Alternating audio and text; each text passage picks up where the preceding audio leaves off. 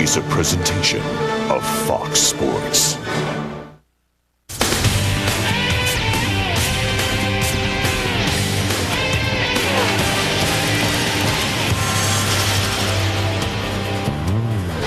And this is the Talladega Super Speedway. The Aaron's 312 on Fox, brought to you by Aaron's Sales and Lease Ownership. Let Aaron's drive your dreams home today. Located between Atlanta and Birmingham, one of America's most famous tracks. Also one of the fastest places to race, and that's what we're about to do. Fox Sports takes a look as we get ready to drop the green flag. And Joe Nemechek won last week's Busch race. He's sitting on the pole as you check out points. Todd Bodine, the current leader, followed by Jason Keller and Jamie McMurray. Glad to have you with us for a big weekend of racing on Fox. Right now, we're getting ready for the start of the pre-race ceremonies. Let's go trackside. Ladies and gentlemen, would you please rise and remove your hats as the Alabama National Guard from Dothan, Alabama presents today's colors, followed by our invocation to be given by Lonnie Klaus from Motor Racing Outreach.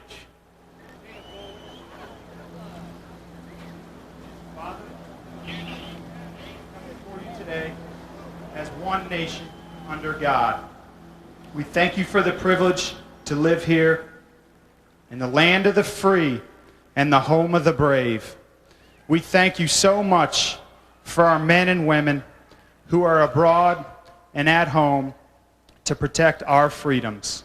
We thank you for them and the courage that they have. We pray that you would be with the men and women that are involved in the wonderful sport today of NASCAR. Be with them all. Protect them, and may we bring honor and glory to you. We pray this in your name. Amen. Please remain standing as Aaron's representative, Miss Retta Butler, performs today's national anthem. Oh, say, can you see by the dawn's early light what so proudly we hailed at the twilight's last gleaming, whose broad stripes and bright stars through the perilous fight o'er the ramparts we watched were so gallantly streaming, and the rockets' red glare, the bombs bursting in air, gave proof through the night that our flag was still there. Oh, say, does that star-spangled banner yet wave for the land of the free?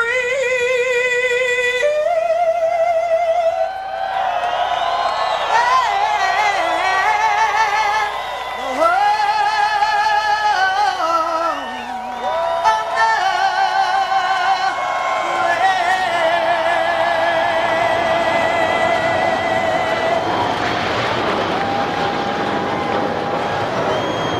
the Thank you, Retta. And also a special thanks to the pair of T-38s from the Columbus Air Force Base. And now for the most famous words in motorsports, please welcome 1989 Daytona 500 winner and the author of Boogity, Boogity, Boogity, Darrell Roper. All right, folks, I know what you're thinking, but we can't say that right now, but I want you to help me. On my count, 3, 1, 2, gentlemen, start your engines!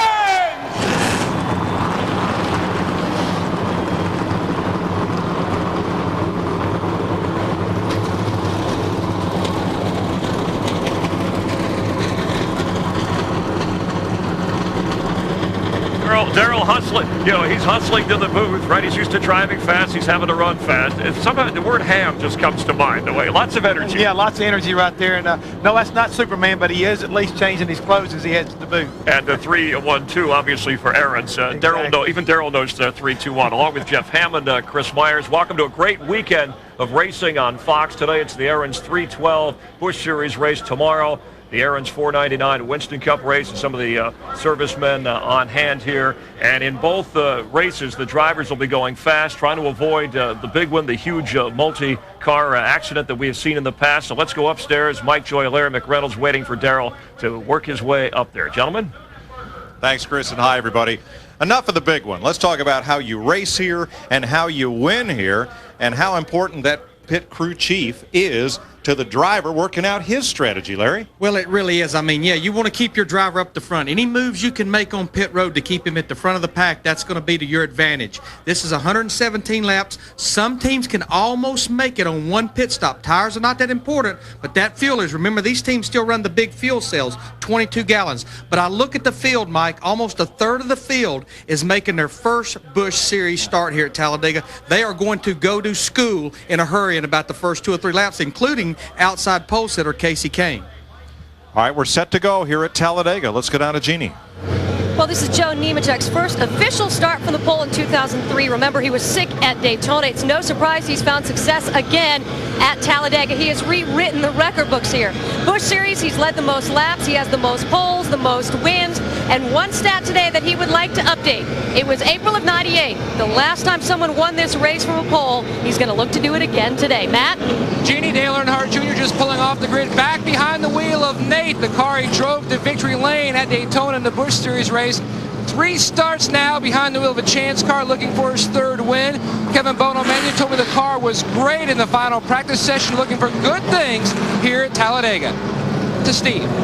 Matt, 19-year-old Brian Vickers led 87 laps a week ago at Texas. A controversial late race call took the chance for victory away, but he does have the confidence now. He knows he can win a race. His Winston Cup teammate Jimmy Johnson was just here giving him last-second instruction. Let's go to Dick Berggren. Stacey Compton has never won a Busch Series race, but he has come ever so close as 2nd in last year's running of this event.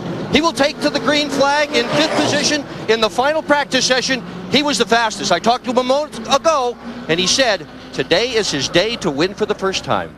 Chris?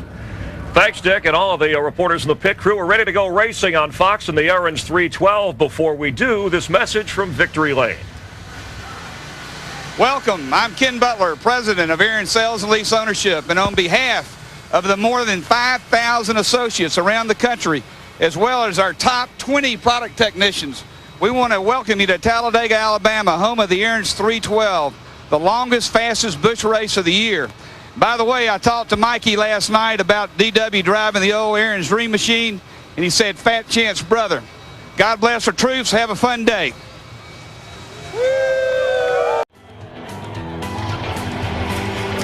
Welcome back to the Aaron's 312 on Fox. Brought to you by Aaron's Sales and Lease Ownership. Let Aaron's drive your dreams home today.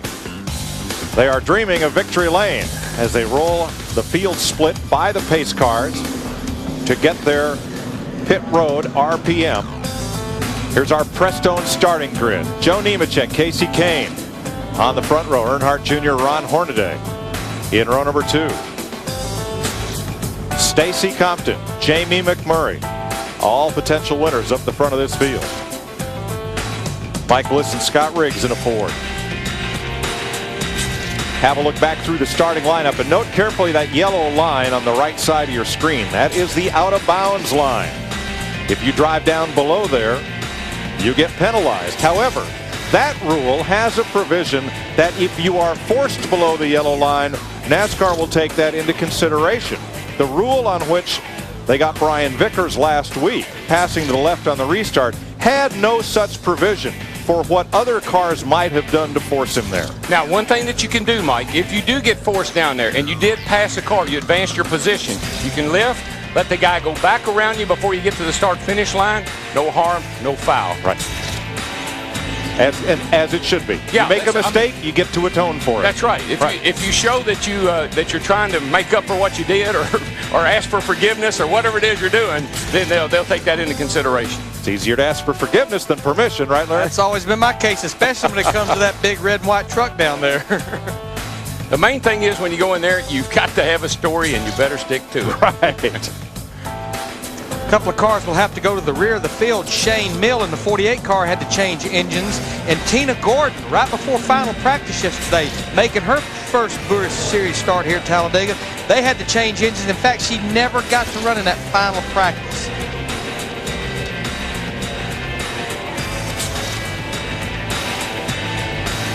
That's a one-race deal for Tina Gordon. This is her home track. She's running for Rookie of the Year in the Craftsman Truck Series. I tell you, she drove a good race here last year in the ARCA race. I watched her run here. Did a really good job. I think she finished like 10th. Yeah, she finished actually 12th last year and 10th the year before. And she actually leads that rookie point battle right now in the Craftsman Truck Series. So Martha Burke, stick to the Masters and leave us alone. We've got a level playing field for women here in NASCAR. If you can play, you're welcome. We'll get letters. Oh, well. How about this weather? Well, considering what it was like about 4 hours ago, I'm very pleased to show this weather graphic right here. 70 degrees, track temperature 95 degrees, a little warmer than yesterday, a little bit of humidity, wind's just blowing around a little bit. Track temperature not meaning a whole lot here, but that wind can make a big difference should it pick up. Let me tell you, I was down there on the start-finish line. It is hot out there right now. The heat was boiling. The humidity was really boiling up off the pavement.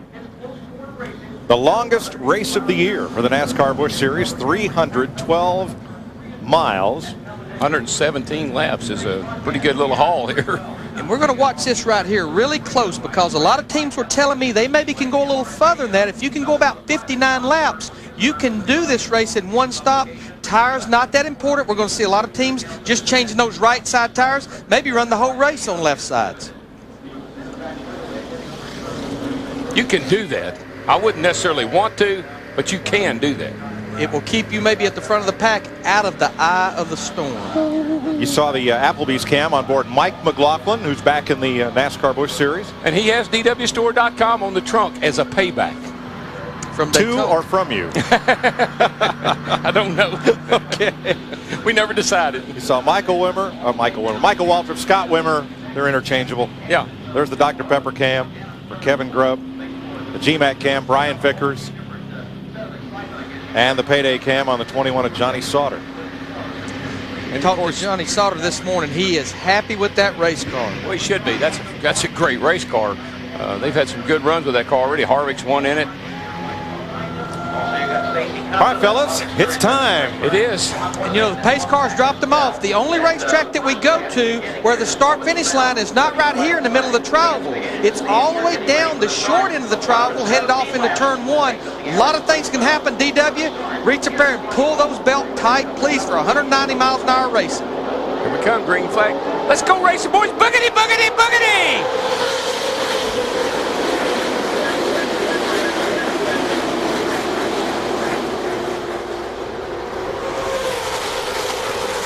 Casey Kane in the 38 car started on the outside pole. He don't have a whole lot of help behind him. You have to have help here to complete a pass.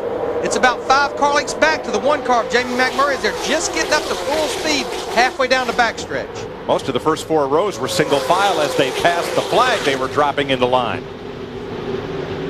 And like I said in the pre-race show, you don't plan anything here. You take advantage of what happens in front of you. If there's a hole opening, you go for it. You don't make deals with people. You'd like to, but hardly ever do they work out.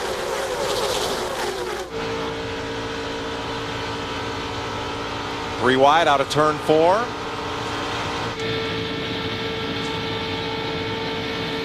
And to the flag, Nemechek leads the first lap. Michael Waltrip in the 99 car, the Aaron's machine, he went right up through the middle. Not very happy with his car after qualifying 21st, but real happy with the car at the end of that practice yesterday. Did you see that right in front of Michael? 4 wide up there in turn 1. And you're going to hear us say 3 and 4 wide a lot. This racetrack's plenty wide for that, but, Darrell, these cars bouncing around, I mean, it's hard to control these cars. Steve Burns. I asked Jason Keller just before the race if he had a game plan, and he echoed exactly what Darrell Waltrip just said. He said, I would like to get up there with Michael Waltrip and get to the front of the pack. I did it with him last year, but I don't know if I can do it this time. We'll just have to wait and see how it unfolds. And of course, Steve, the unknown, this is not the car that Jason won here with a year ago, tore that car up at Daytona. This is a car that they just barely finished before checking in here on Thursday. And you'll use the middle. You saw Michael do that. He'll use the middle to pass some cars, but you don't want to stay there very long because you'll go up. All of a sudden, you need to go left or right. The holes are closed. So when you're going up through the middle, you want to get in one lane or the other as soon as you can and keep advancing forward. You can use that middle to move forward, but you don't want to stay there. Looked like Michael just ticked into the back of the Mike Wallace car as he swept around the outside of him. You saw Wallace wiggle there just a bit as Waltrip made the move. You get such a run on the guy, and you really you don't want to lift because you know if you do, you're going to lose your momentum. So you've got to either bump him or go around him one side or the other, hopefully.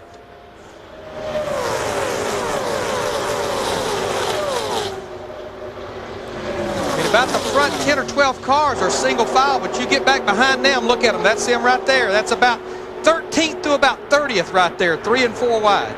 And Jamie McMurray, he got off to a terrible start, Larry. I mean, he's all the way back to 20th spot. There he is in the middle right there.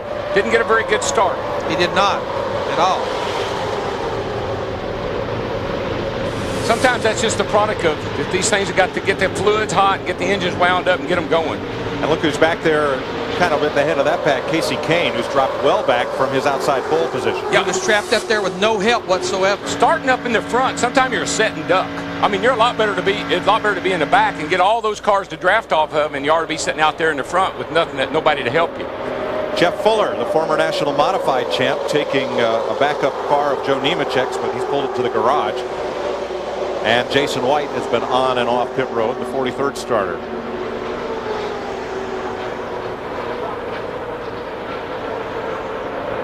Darrell, it's hard looking at the pictures here to feel the tension that you know is inside every one of those race cars running this close at these speeds in such a tight pack. Well, you're just at the mercy of the other guy. You know, please don't hit me. And please don't bump draft me, except maybe on the straightaway. You're just sitting there, you're pleasing yourself to death almost. You know, please give me a place to go. Please don't let that happen. It's almost like riding a motorcycle. You're not worried about what you're going to do, and you're worried about what everybody else is going to do around you. Exactly. And all that, I can't tell you how much turbulence comes off these cars. I mean, there's air moving around, and sometimes they make your cars do things that you just can't control.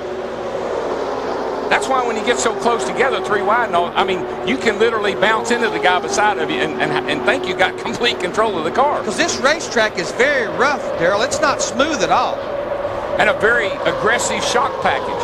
So when the car hits a bump, it snatches the front wheels off the ground sometime or makes them light. An 11-car breakaway at the front of the field, and there's Todd Bodine and Jamie McMurray trying to fight their way through the middle. You ever had your front wheels snatched off the ground? No, thank you. It's quite an experience, let me tell you. 6 laps complete this time by. 111 to go. Joe Nemechek has led all 5 laps, or 6 laps now, so far in the Aaron's 312.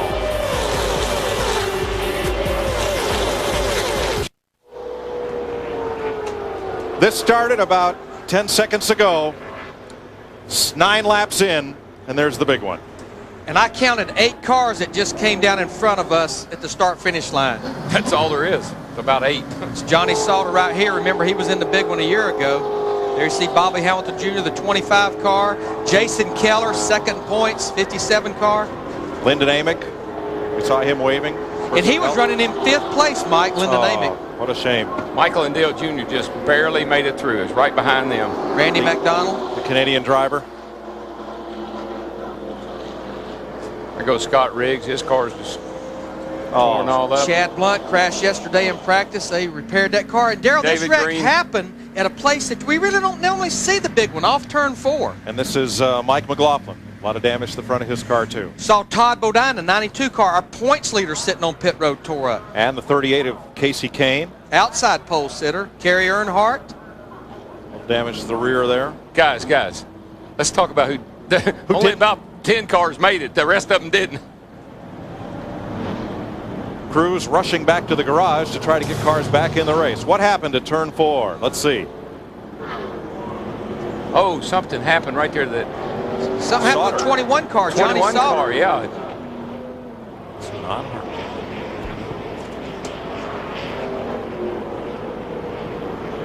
Yeah, something happened, shot him down across the apron. They started checking up and behind him. Almost looked like he was trying to get out of the way, and somebody got into the back of him in the process. There you go. Well, I think that may be 32 car. That's Lyndon Amick. I think that may be behind. See, there's a 21 down on the apron. We need to go a little further back, I think. Because I'm not sure there was contact between Sauter and Amick. Yeah, I think he just dropped to the bottom, and all of a sudden, watch the 21. Well, he's a little behind it. Yeah, he's up in front of this crowd right here. Yeah, the 32 gets into the back of the 21. Amick gets into the back of Sauter, and that's what started. I don't know, but it looked like from when I was looking at it, the 21 dropped down for some reason. But apparently maybe Lyndon Amick got in the back of him, checked up, then Brian Vickers gets in the back of him, the 5 car.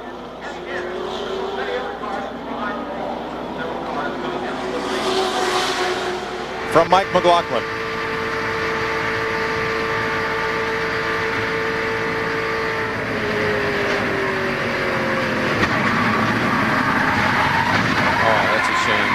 Almost got through there. Yeah.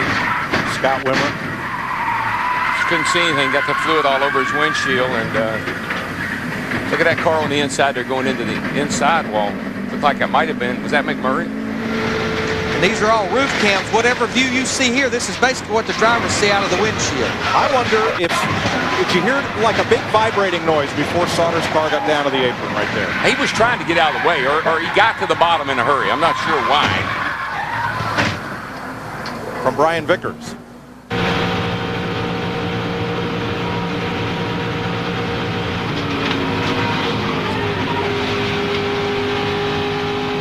Darrell, something came up off the ground from the vicinity of the left side of Johnny Sauter's car. Here we go. Including David Green and Scott Riggs also coming in. A huge melee crash that has caused several problems for many drivers in the early going of the Aaron's 312.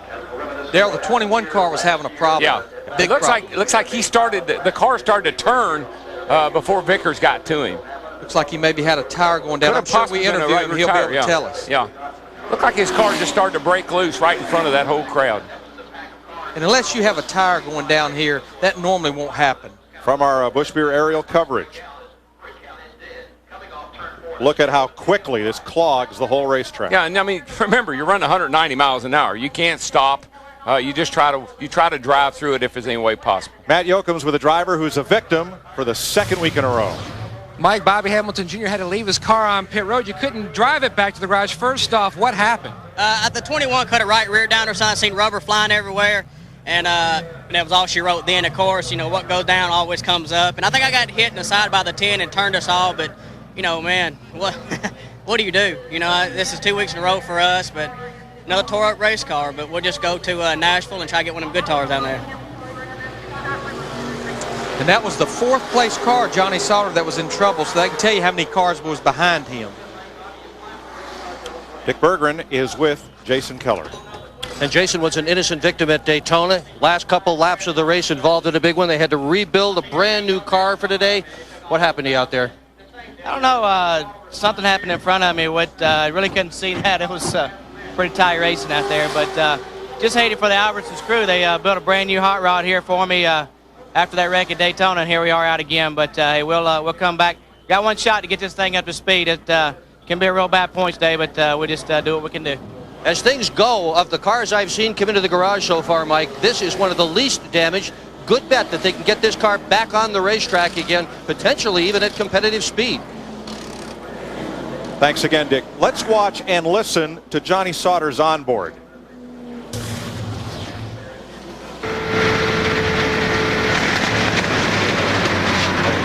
That tail's the tail right there.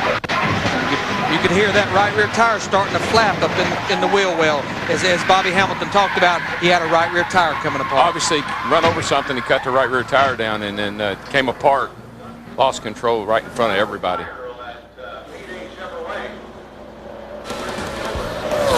Instead of the box tracks, we're going to need punch stat to count all the hits that Johnny Sauter took in that one.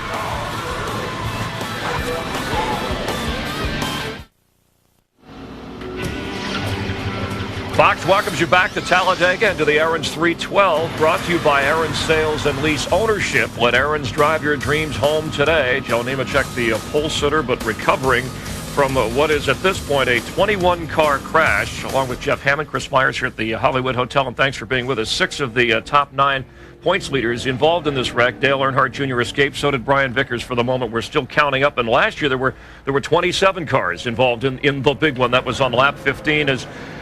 That's Todd Bodine right there in the 92 car. He was trying to make his way back on the racetrack. They'd come in, ripped the nose off, and had already put a replacement piece on the front of it. He was trying to keep from losing any more laps, so those guys are working very feverishly to try to maintain his point lead.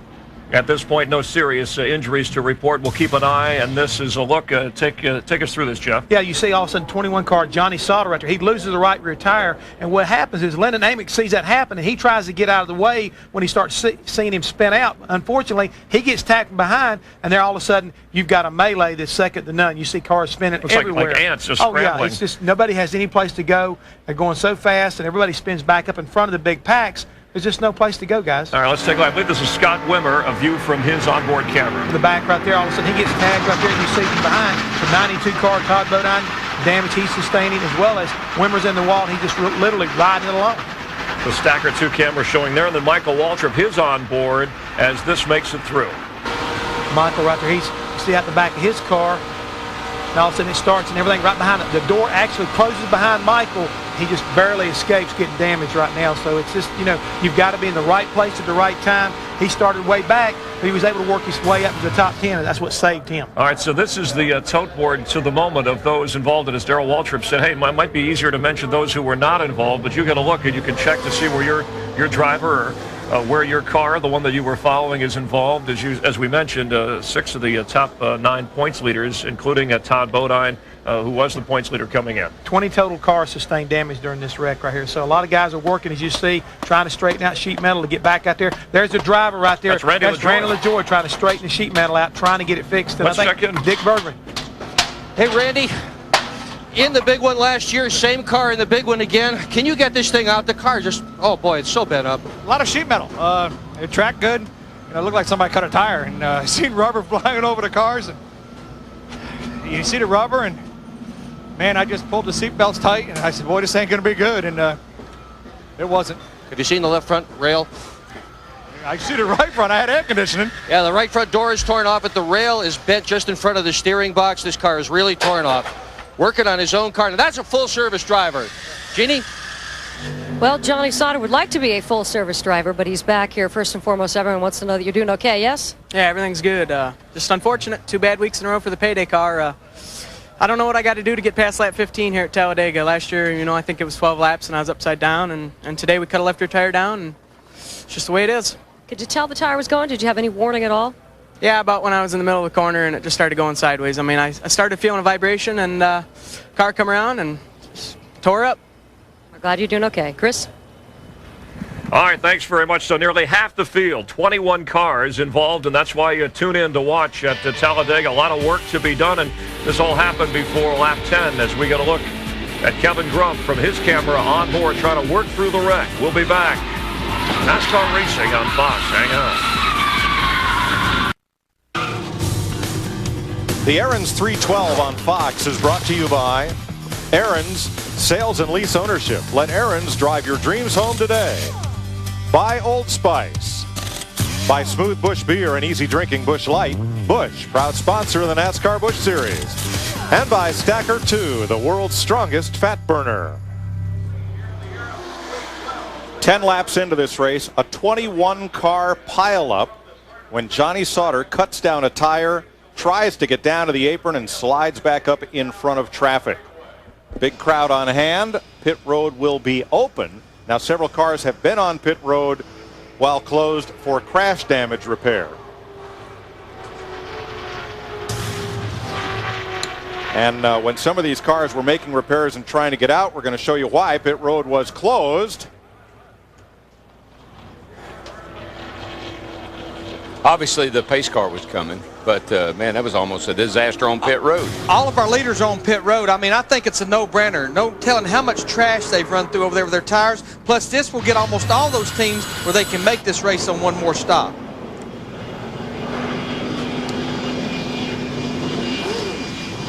And the leader of this race is going to be Jason Schuler. He's one of the few cars that stayed out. Nemechek just checked his tires. He didn't change them. But filled it up with fuel and made some chassis adjustments, just like they made some adjustments on Ron Hornaday. Steve Burns. Larry Mack, a little bit of patchwork going on with the 5 car of Brian Vickers. The grill is pushed in just below where the headlamp would be and right above the valence. So they're going to attach some tape patches, if you will, to the 5 car. Also, Nemechek, as you said, checked his tires, filled up with gas. Let's go to Jeannie. And I'm with Casey Kane, who told me that maybe he had the worst seat in the house. You saw the tire come up over the hood, yes? Yeah, we were just going along. I think we were about 3 cars behind that, and the tire went over the top of my car, pieces of it, and you knew that was trouble. And right then, I think the 21 went a little bit sideways, and there were just cars everywhere. So it's too bad. We had a great starting spot and went backwards pretty quick. Had to get in line.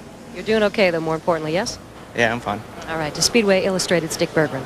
Thanks, Judy. I'm with Casey Kane's car, or maybe I should say what's left of it. Look at this. This is the fuel cell here, and this is why they use special gas tanks called fuel cells in race cars. There's a bladder inside that. Not one single drop leaked despite the damage to that cell. How hard did he hit? This right rear tire is almost to the back of what would be the right front passenger seat. I mean, really push this thing in up front. The oil pump is into the radiator. I mean, this car is demolished. But the driver is okay, and that is the most important part of this story. Thanks, Dick. All the drivers were required to go to the care center. All were looked at and released, with the exception of Randy McDonald, who's been transported to a local hospital just for observation and a more thorough checkover. Everyone else has been released. My idea of a good day at Talladega was always if I could drive my car up in the truck. Oh, you bet. Because normally if you could, that was a good top 10 or 12 a good finish, yeah. Folks, if you have any doubt of the skill and the stamina and the wherewithal needed to race at these speeds in these series, watch some of the and listen to some of these onboard replays of getting through the big one.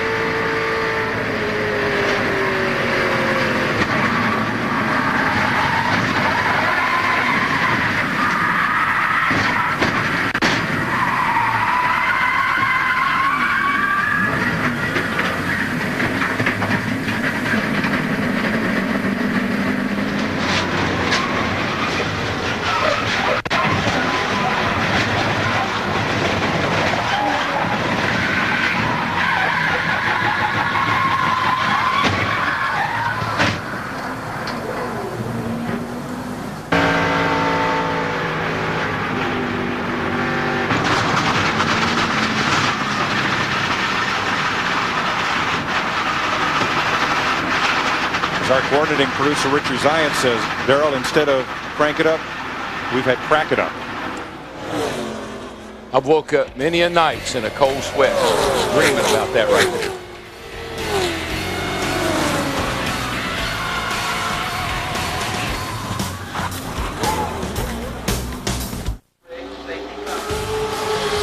.100 laps to go in the Aaron's 312 at Talladega after a 21-car pileup. Let's have one more look at it before we go back to green. Watch the 21 car of Johnny Sauter go down to the apron and mayhem.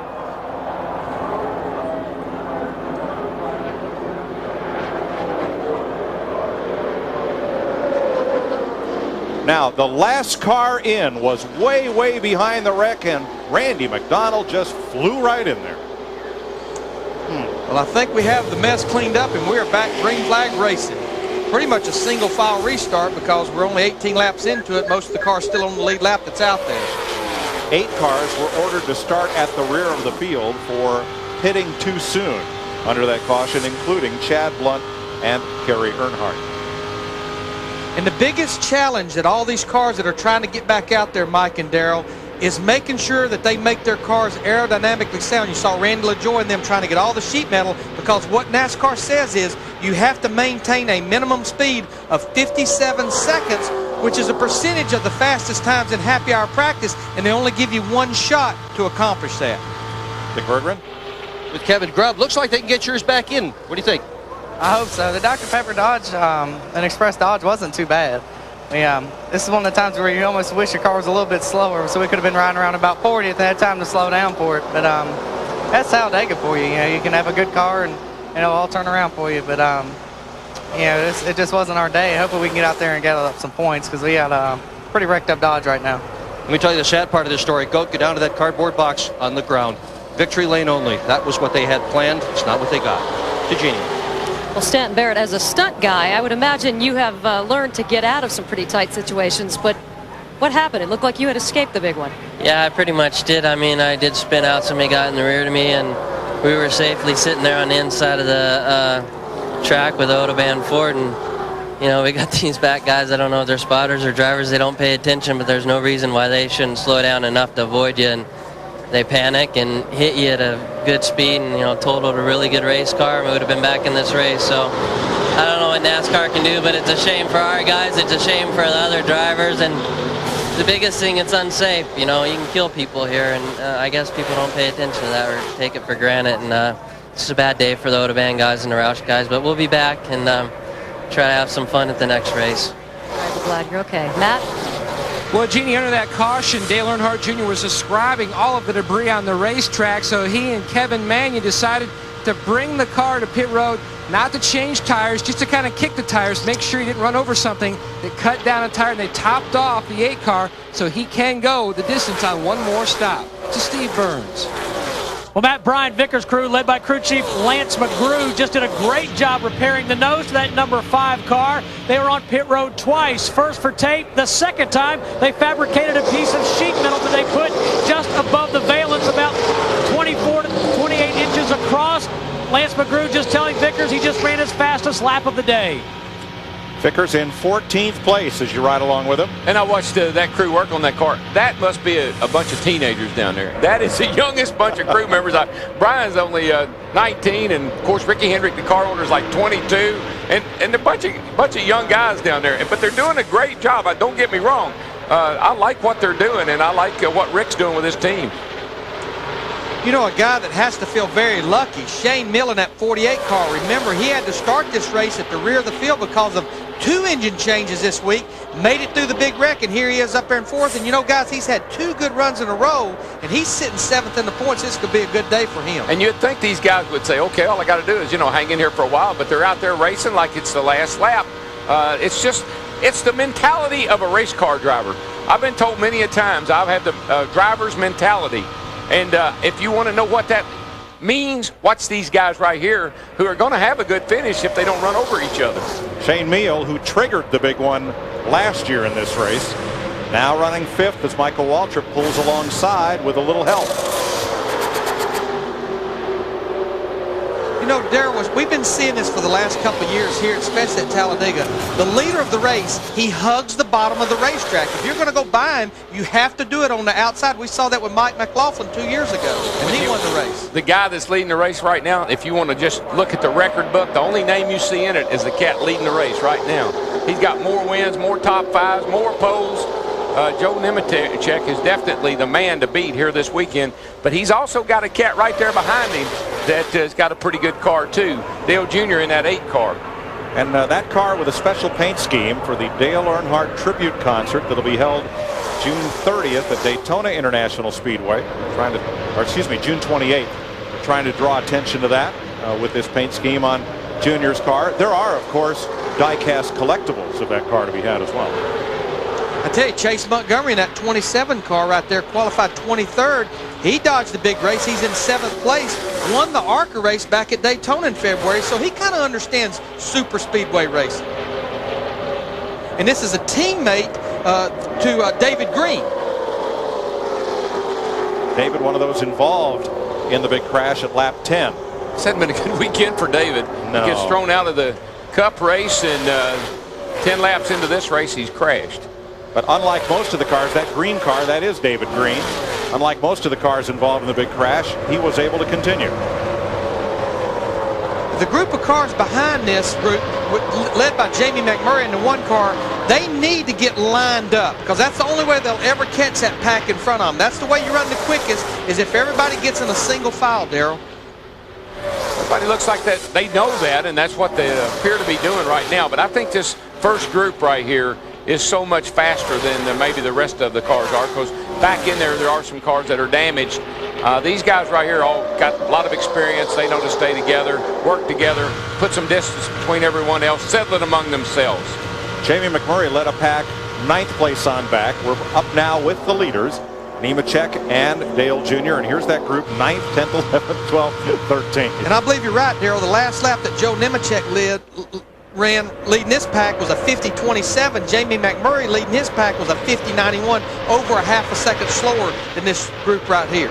Like I said, if I'm going to get behind somebody, it's going to be that 87 car, Joe Nemechek, because he's got a fast car and he knows how to win here. Cars continue to come back from the garage. Brad Baker 2 laps down, back in the race after being involved. NASCAR, as you heard one of the drivers indicate, they will give you one chance to get your damaged car repaired and back up to speed. You can't maintain that minimum speed, then you go to the garage for the day. Yeah, and you got to fix the car pretty darn good, because as fast as you run here, parts will, I mean, if you just tape things on it, then you're going to get parts flying off of it, cause a caution, possibly even cause another accident by pieces flying all over the racetrack. Michael Waltrip, 8th place. Chase Montgomery just ahead. Right behind McMurray, the middle car in that next pack. There's McMurray and Michael. How about an attaboy for former Daytona 500 champ Derek Cope in that 49, who's having his best outing of the season. Another car that dodged the big wreck, qualified back in 39th position. So a lot of cars, it was like a lot of cars at the very back of the pack, they were able to get through that wreck. Yeah, Shane Mill is a good example, because he started the back, as you said, and there he is running up there in the 4th spot. So certainly being at the back is never a bad thing. You got 2 times here you got to really worry. On the start and then after caution. Anytime the cars are kind of bunched up and they're running 4 or 5 wide like we saw them on the start here, that's when you got to worry. But normally the beginning and the end, that's when you have to be the most concerned.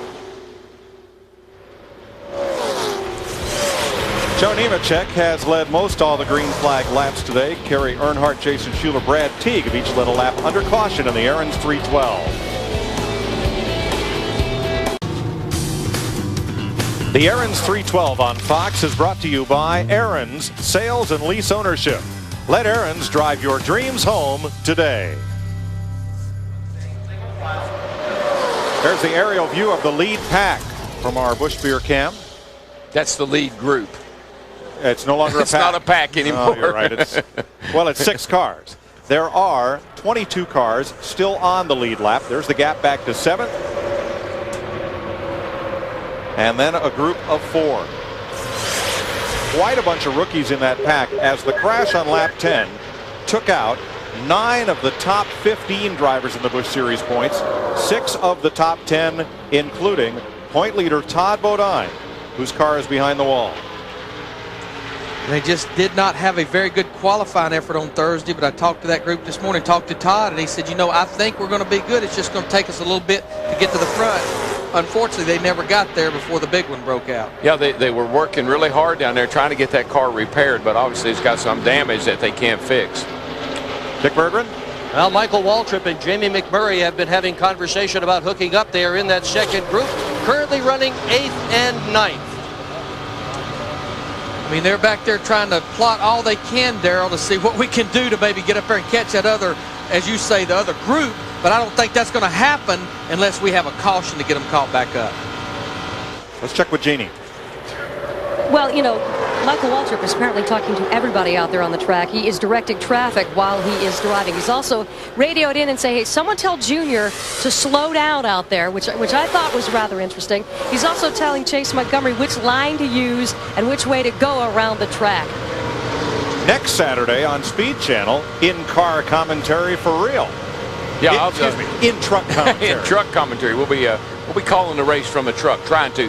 But I know what I'd be telling Michael right now. As far behind as you are, quit working your mouth, start working your hands. You might catch up a little quicker. But you know, Darrell, I couldn't help but giggle just a little bit listening to Jeannie say he's directing traffic. Who does that sound like? Sounds like the man that hired him about 2.5 years ago, Dale Earnhardt. Oh, Earnhardt could give you more instructions while you're going around the racetrack. Hand signals, tell the spotter, tell the crew chief, tell that driver, tell them safety workers, yeah. Tell NASCAR. And next Saturday, Darrell's going to drive in the Craftsman Truck Series race at Martinsville. Hope you can come on out to see Darrell and Larry and Jeff and the whole rest of the Leroy's Boys crew running that event. Yeah, we're going to have a lot of fun. Tides, you know, sponsoring the truck, and the 32 crowd is going to pit the thing for us. It's a collaboration. Is that a good word? Yeah. Collaboration. It's a very good word. Of talent. Maybe it's a conglomeration. If it's successful, it's a collaboration. Matt? Well, Mike, we've caught up with Todd Bodine. The crew is going to try to fix it. What is wrong with the car now, Todd? Well, not really sure. In one of them jarring hits, it knocked something loose, the ignition. The battery may have slid over or something. But in that last stop, started getting some smoke in there, and I looked over, and the ignition switches are smoking. I said, this isn't good, so I shut everything off and tried to put the spare ignition in, but it wouldn't fire up, so now we got to search for it. It's a shame. We had a pretty good car. We got hung out there. I got to the front, got hung out, went back, got back toward the front, and you know, you tell me the 21 cut down left rear, that's racing. That's the way it goes. Great team, Herzog Jackson Motorsports team, leading the points. I see Jason's over here. I don't know what this is going to do for points, but it's not going to be good. But we'll still dig. We're going to go get them. Still chasing a sponsor, going to try to chase more points this afternoon. This is Steve Burns. Matt with Lance McGrew, the crew chief on the 5 car of Brian Vickers. Lance, you guys did a great job getting the nose of that car patched up without losing a lap. Now, what is Brian saying about that race car? It's still running hot. It's anytime you do damage to the front of these things, it affects how the air goes in that upper grill inlet. It's still running hot. We're trying to get clear of traffic right here and see if we get out from behind somebody, if it'll cool back down. But right now, we might have to pit if it don't get any better. Hey, if you look right there just out of the driver's view, right over the top of the windshield, see that little, every now and then you'll see a little flap right over in here. That tells you he's getting a lot of air through the front of that car, because that's a cowl opening right there that comes open when the cars spin out or turn around. So he's taking in a lot of air up there. Probably got some damage to the nose that they need to work on to get repaired. Obviously, that's a lot of damage. Chase Montgomery slipping into line just ahead of him, and there you see the damage to the front of Brian Vickers' car.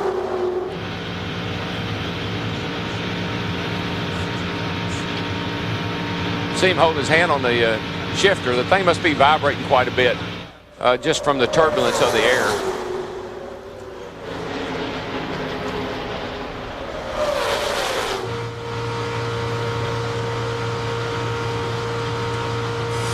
I think that front crowd there would like to mount a charge. I think they'd like to try to get around Nemechek, but nobody seems to have the steam to do it.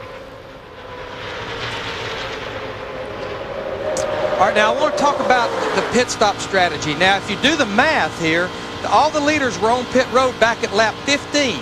Our original pit window, if you look right there, was 50 to 55 laps. So what that means is most of these guys should be in somewhere around lap 65 to 70, and that should get them to the end of the race. And I'm going to say most of them will probably change 2 tires, maybe 4, fill it up with fuel, make those last adjustments. Yeah, because they came in there, even some of them did, and just topped up with fuel on that 15-lap run, didn't change tires, so they definitely going to have to change 2 right-side tires, I think. David Green drops speed in the middle of the back straightaway, and he's just coasting around, coming to the pits.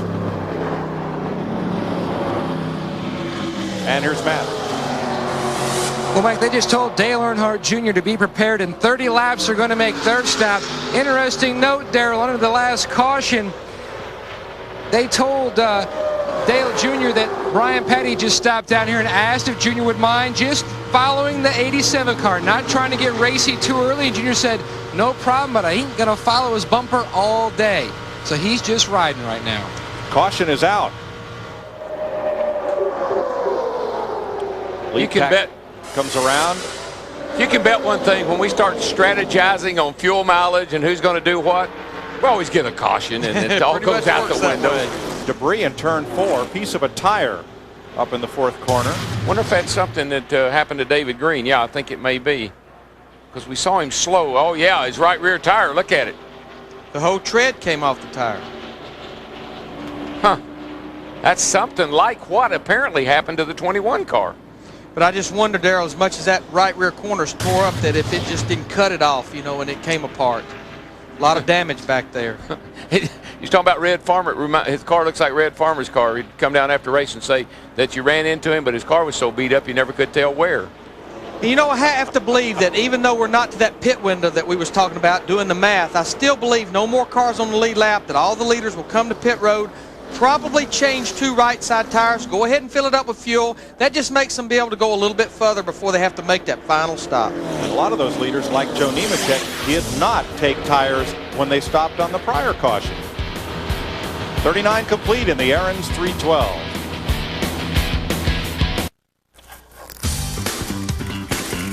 NASCAR on Fox is brought to you by Smooth Busch Beer and Easy Drinking Busch Light. Busch, proud sponsor of the NASCAR Busch Series. Pit stops under caution. Here's Matt. Dale Earnhardt Jr. almost slid through his pit, slid to a stop. 4 tire change, no adjustments. He was very happy with the car. Back told Bono Mansion he could pass it if he needed to Steve. Right side tires only for Joe Nemechek. He stalled the car trying to exit the pits. Right sides only. They talked about taking a piece of tape off the right front grille. Just right side tires. David Green, who brought out this caution, did apparently stay on the lead lap. And you know, I almost have to believe Ron Hornaday, there you see Jason Keller in the 57 car, second points, bringing his car back out on the racetrack. But the top 3 off pit road, Ron Hornaday, Jamie McMurray, and Mike Bliss, I think they stuck a little fuel only in their car. And I'm corrected on Green. He's on the tail end of the lead lap, behind the pace car, but in front of the race leader. Dick Bergman? Yeah, Larry McReynolds, you just nailed it. Hornaday, Bliss, McMurray, fuel only. Bliss was having a problem seeing out of his windshield. They were going to tear off a piece of the plastic that covers the windshield. That was about the only major complaint. All 3 of those cars are running very well. Contenders to win this afternoon. Vickers there, he's on the pit road, and he had steam coming out of that bad boy, so hope he hadn't cooked it. And the car is overheated too. Yes, I hope he hadn't cooked it too. You can cook your goose here, or a turkey if you're Hammond. Of course. Waltrip, I'm listening to everything you're talking about here, buddy. Oh, boy. What they did, they tried to put water in this thing here, and they blew the hose off, Darrell. The pressure in the tank actually made the thing blow off. He did the right thing by closing the hood. Steve, I believe you know what's going on. Well, it's just what Jeff Hammond said. It blew a hose off the bottom of the radiator. Now it looks like they're going to have to push the car back behind the wall. The engine is not running. It looks like it may have to go behind the wall.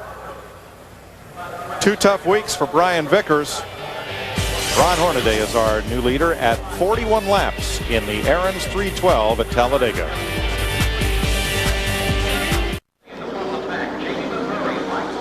We're back for the restart in the Aaron's 312. 43 laps complete this time by. David Green surrenders that spot to Ron Hornaday, so Green is now 1 lap down after a stop to repair crash damage. 21 cars involved in a huge crash at lap 10 when Johnny Sauter cut a tire in turn 4. That has decimated the field. Some, but not many of those, have returned to the track. Yeah, he was just right up in the front of the field, and the tire came off, and around he went, right in front of everyone.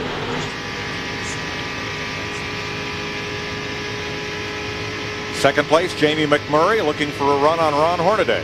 And you know, Mike, after this round of pit stops here, again, you run your own race.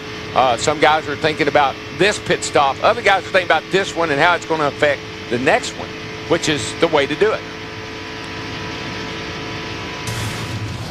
Here's Dale Jr.'s pit stop. Now, they plan on changing 4 tires right there. Now, whatever they plan on doing on the next stop, Darrell, if they plan on changing no tires, or even if they plan on just changing rights, you can't slide those tires. You take a chance of blowing them out.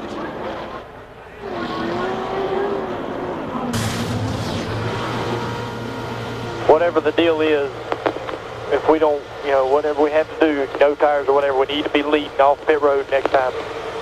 That's why we did what we did this time. You're fine. Now that was Dale Jr. talking it over under caution after that pit stop. Well, let's do the math again now that the caution came out.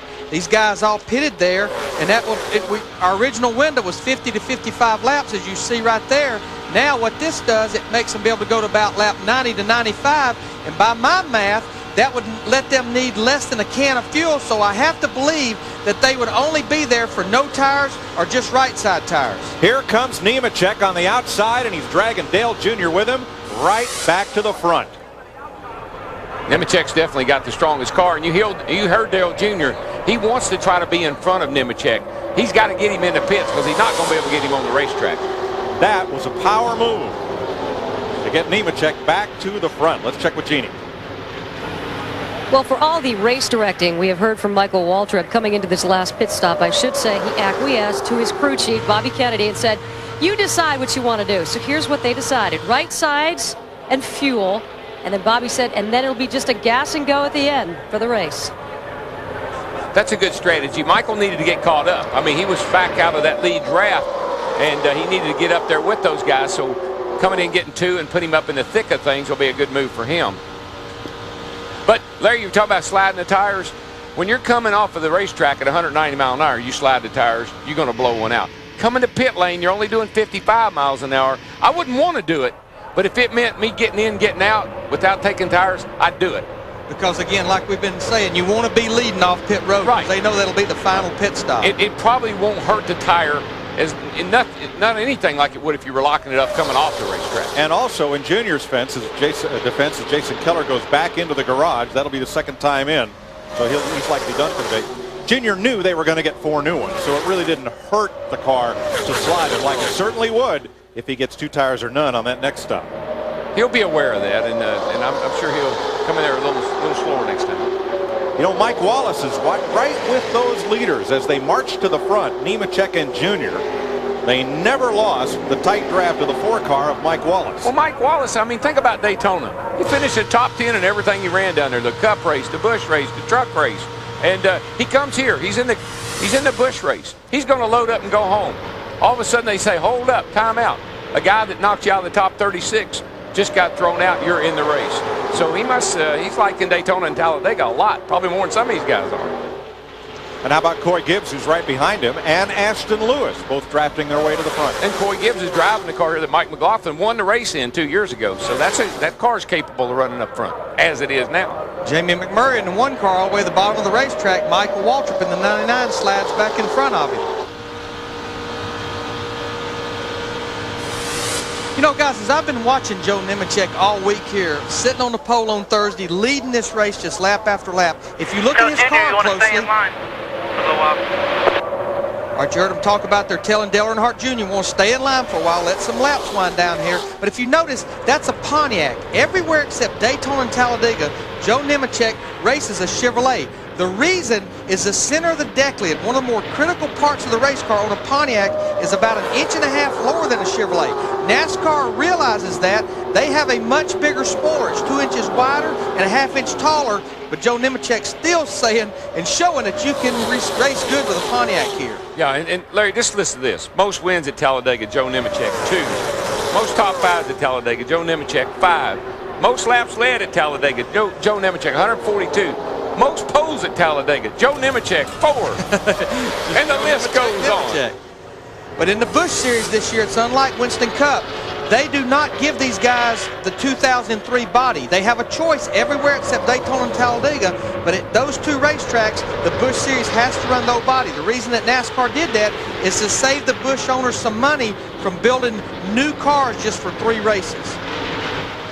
Johnny Sauter has come back in this race, and believe it or not, Bobby Hamilton Jr. Bobby Hamilton Jr. If that car will run 150 miles an hour, I wouldn't want to be in it. I mean, that's the thing. We talked about it earlier. I mean, the spoiler's way down. There's no front end. He will not be able to maintain the speed, but I think what his goal is, if he can go out there and make 1 or 2 circuits, he can gain several positions, at least probably 4 or 5 positions, and that's more with Busch Series points. Yeah, there goes Stacy Compton, same thing. That's what all these guys are trying to do. There's Jeff Hammond on the leader. Mike, we talk about Joe Nemechek. At Daytona, he sat up there on the front, had one of the strongest cars there, but got sick come race day. Had to put Winston Cup regular Jeff Green in his car, and we never got a chance to see the battle between Dale Earnhardt Jr. and Joe Nemechek. But today, I think we'll get an opportunity to see exactly how strong that race car was at Daytona, even though Joe got sick and never got an opportunity really to showcase how really good his car was. Joe's #1 fan for all these long years since he started racing on the short tracks around Lakeland, Florida. His mom. She is a wonderful woman, and she is always cheering for Joe. What you saw her do, she will do 117 times every time he comes down the front stretch today. And has a photo album like nobody you've ever seen. Joe Nemechek has now led 43 of 51 laps in the Aaron's 312. The Aaron's 312 on Fox is brought to you by Aaron's Sales and Lease Ownership. Let Aaron's drive your dreams home today. By Subway, fresh-made sandwiches on fresh-baked bread. Subway, eat fresh. By Prestone, when you want protection inside and out, you want the Prestone family. And by Craftsman, the official tools of NASCAR and NHRA. I just want to thank all you guys over there in Iraq for what you do. It means a lot to me and in this country. It's amazing what y'all go over there and do to fight so we can be here free and be able to race. And just want to thank all y'all. A big welcome to everyone watching over American Forces Television Network around the world. And we support you for everything you folks do to preserve our hard-won freedoms. Joe Nemechek at 55 laps. He's led 47 of them. And it seems that perhaps only Dale Earnhardt Jr. or Mike Wallace will have a chance at Nemechek. 3 Pontiacs and 2 Chevys in that front 5 if you add Ron Hornaday and Mike Bliss to the mix. 20 cars on the lead lap, including Derek Cope, Morgan Shepherd, the 61-year-old veteran, ARCA driver Larry Hollenbeck, and rookie Rick Markle.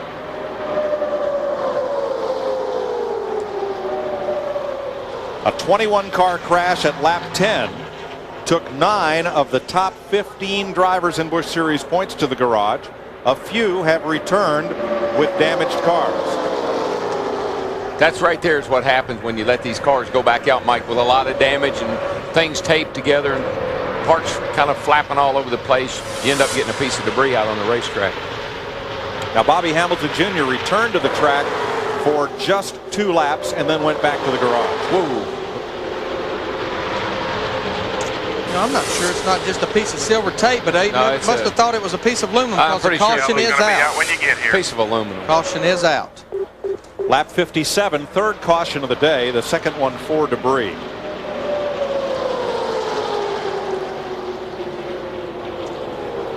But you know, Mike, as you look at the back, 10 or 12 guys who are still on lead lap here, people always say, why would that guy go out there and run? Why would this guy go out there and run? He's not that fast, doesn't have a chance to win. You never know when you start a race what the turn of events are going to present to you. Sure. And all of a sudden, a guy that didn't have a real fast car and a guy that didn't have a chance, guess what? He may have the best finish of his whole career on a day like today. Could well happen. Joe Nemechek has led all but 8 laps of this race so far, Steve. Well, Mike, his crew chief, Eric Phillips, was suspended after the race at Texas for an illegal spring, but he's here in spirit. They have a life-size cutout of Eric, complete with an American flag. He's got a headset on, so he's up on the pit box with Brian Patty, who's normally the crew chief. I think I'll come up here and see if I can interview him. Eric, how about it? A forced day off. You happy with the way the car's running? Right. Are you going to pit here? 2 tires, 4 tires, no tires? You know, guys, this is the first crew chief I've never heard tell a lie. That's kind almost like interviewing Hammond, wasn't it? Yeah. Kind of a one-dimensional interview, though, Steve. He had that Hammond look on his face. All right, guys, I just believe we are right on top of these cars coming to pit road. If they conserve a little fuel till we go back racing, pit road is open. You see the green flag waving at the entrance. I think most of them can go the distance from here. You just need to conserve it when you leave pit road till they go back racing. We're going to have about 59 laps to go. Here you see all the leaders coming to pit road, and I believe this is where Dale Earnhardt Jr. in the 8 car Watch it. I believe it'll be fuel only for him. He's almost pushing Nemechek down pit road. Yeah, I'm thinking he'd probably rather this be later than right now. Dick? Ron Hornaday was going to come in and take just 2 tires, but at the very last minute, Ricky Byers changed that call and went for 4 tires. So, to Matt. Fuel only for Dale Earnhardt Jr. Well, we got a wreck on pit road. Kerry Earnhardt, Mike Wallace. Oh, Mike Wallace in position to win it. Not sure how much damage he got in that, Larry. Yeah, I think he did fuel only. Joe Nemechek come out third. He did left side tires to go with those rights they changed a while ago. Jack the left side up, get more fuel in the car. There's Mike Wallace's car. Doesn't look too much the worse for wear. I think the damage should be on the right side. He still came off pit road second, but as Kerry Earnhardt was turning into his pits, he got into the side of Mike Wallace. Little Gecko guy looks okay. Oh, yeah. He's fine. He's pulling up beside Dale Earnhardt Jr. right now. They're going to get him to look at the side of his race car. Of course, Dale Jr. is going to look over and say, that looks pretty bad to me. There is quite a bit of damage there behind that right front tire. We're looking at Dale Earnhardt Jr. right now, looking at the side of Mike Wallace's car. You're Gives okay. him an okay sign. You are okay, brother. Bring it on. So Earnhardt Jr. wins the race off pit road. Mike Wallace second. And Nemechek is third ahead of Michael Waltrip, Shane Meal, Mike Bliss, Ashton Lewis, Derek Cope, Chase Montgomery, and Ron Hornaday. Here's another look. What Mike did was waited on Dale Jr. He waited for Dale Jr. to go by, and then he was going to follow him, and here come another Earnhardt. The driver coming out or the driver pulling in, who has the responsibility of avoiding whom? You're supposed to stay in the outside lane, way over next to the grass, until you get near your pit box. And like then this guy? Turn in. Yeah, like him.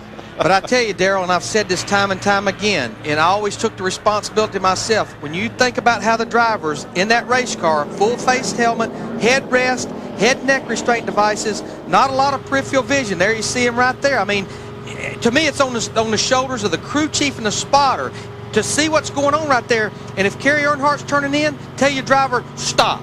Stop right now, because you'd much rather do that than get hit in the side. Let's watch Dale Jr.'s pit stop and the reaction of the crew. They had tires up on the wall. Yeah. I think that's a little bit of, maybe trying to make people believe they're going to change tires. Yeah, it's a little trickery there. And they see that he's first off pit road, and it's... Yeah. Aha! Fooled you guys. They met their driver's wishes. He just wanted to be first off pit road. They did it. Steve?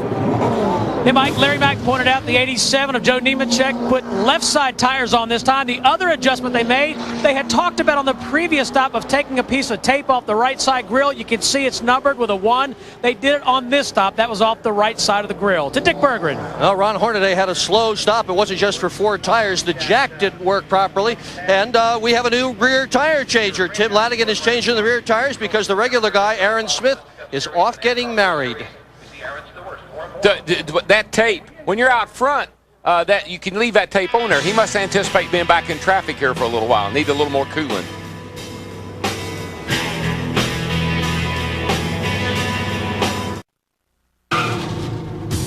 The Aaron's 312 on Fox is brought to you by Aaron's Sales and Lease Ownership. Let Aaron's drive your dreams home today. Welcome back to Talladega, where we're getting set for the restart. Dale Earnhardt Jr. leading Mike Wallace, Joe Nemechek, Shane Meal, and Mike Bliss. Still 20 cars on the lead lap. 57 to go. Michael Waltrip, in case we didn't mention, he came to pit road with 1 to go and topped off. That was on lap 60, which means 57 to go. He feels sure he can make it from here. Yeah, but you know something, Larry? I was thinking about that. These other guys must think they can make it as they are. Michael's not running all that good. He might not have put a good enough tune-up on his car. He may be burning a little too much fuel. And, of course, under those cautions, 1 caution equals about 2 green laps. They did have 2 cautions, so that helps the fuel mileage as well. 3 wide as they go around David Green, and squeezed up toward that wall is Joe Nemechek. They're going to make it past okay. He don't want to waste no time, not let Dale Earnhardt Jr. get too far away from him. Shane Mill in the 48 pulls right back in behind him. Now, Junior and his crew had a discussion after their pit stop. Here it is. All right. Gas mileage is getting better, like maybe too good though, you know, but we didn't spill nothing, but it's just conserve on the caution, but we should be fine. I know you don't like hearing that. You're all or nothing, and you're the toggle switch man, but as soon as they throw the green, you throw that toggle switch on, you're good. Just help us on the caution. That's what Kevin Manion was telling him right there. Fourth gear, just cruising along.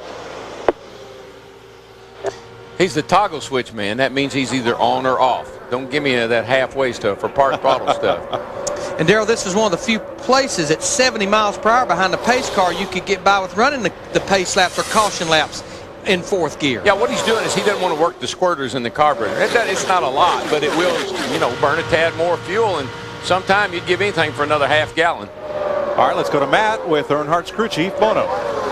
Well, Bono, we heard your conversation with the toggle switch man, but we didn't hear your conversation with Brian Patty. What did that consist of? I'm not too sure. He's asking for a little bit of help. When we were running behind him, he stayed up on the high line to help us out, and he just wanted us to get him out of the lap cars and stay up there and help him get past, and so we can kind of have a race to the end. About 6 or 7 cars that looked like they could win the race, so our goal was to get out front. And I think we can make it here on gas, so it'll be close. Daytona winner, man on a mission, also looking for a Talladega win. Jeannie. Well, why don't I recap a conversation that Michael Waltrip had with his crew chief, Bobby Kennedy. He came in for just a splash of gas, 2 stops this time around. He said, are we good to go the rest of the way? The answer, 10-4. Michael asked, if there's another caution, will I be able to stay out? 10-4. Waltrip restarted 19th. He's now climbed to 13th. And he's back in there in a pack of cars that are racing really, really hard.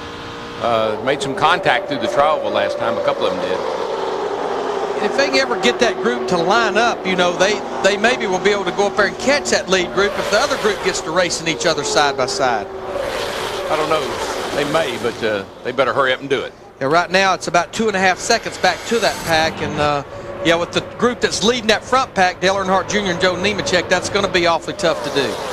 Did you ever come up to a construction delay or accident delay on the highway and wish everybody would get single file? It's the same thing. There's always somebody who's got a blast down the side and somebody who's going, me first. Well, there's a whole bunch of them out there. That's why those 2 tractor and trailers get to running side by side to keep that from happening. Caution car style.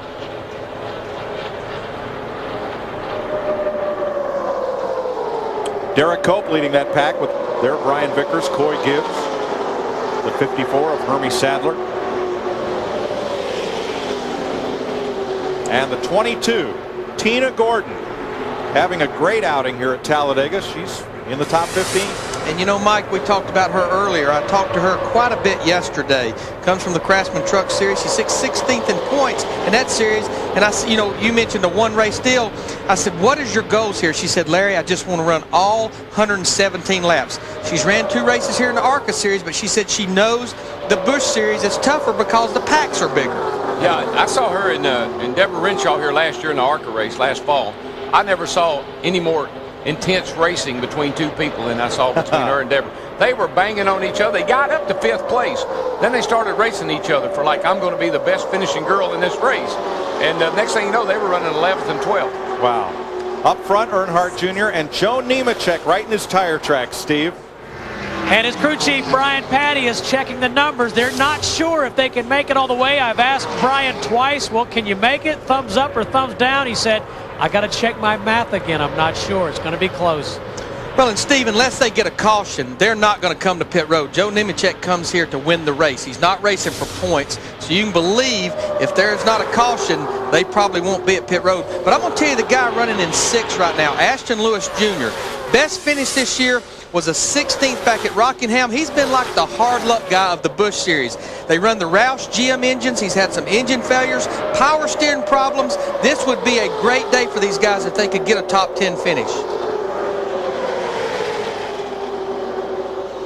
And I think maybe his luck has changed because he missed the big wreck. Mike Harmon was black flagged for running too slow, and now he's pulled his car down to the track apron. He was one of the cars involved in the big wreck at lap 10. And as you see the cars come down the back straightaway, Dale Jr. is really protecting that inside. Joe would decide to go to the inside, Dale Jr.'s in a position where he could block him against the yellow line. That's the downside to the yellow line. Here particularly. Daytona, a little more, it's a better idea. Here I'd be a little more forgiving, I think. Jamie McMurray, I finally got the answer on why the yellow car is orange. When the man created the company, he went to order trucks and he said, what color would be the most visible out on the highways? And back in those days, they said swamp holler orange, so all the trucks are that color. Anyway, Dick Berggren. Well, Jamie McMurray started in 6th position. He is currently running in the 10th spot, and he just keyed the radio and asked his crew chief if they were in trouble. Crew chief said, yeah, that the front group is running away. McMurray said he really doesn't have anything for them. He was a potential winner. The car just isn't right today. To Steve Burns. Well, Dick, I just checked with Brian Patty again, and he said that he thinks he can make it all the way, but to be on the safe side for right now, he's telling his driver, Joe Nemechek, to ride in behind the 8 car of Dale Earnhardt Jr. Jeannie Zelasco. Well, I was just tapped on the shoulder in the 99 pit of Michael Waltrip, and I was told they may be about a half a lap short on fuel. My question, have they told Michael yet? The response, nope.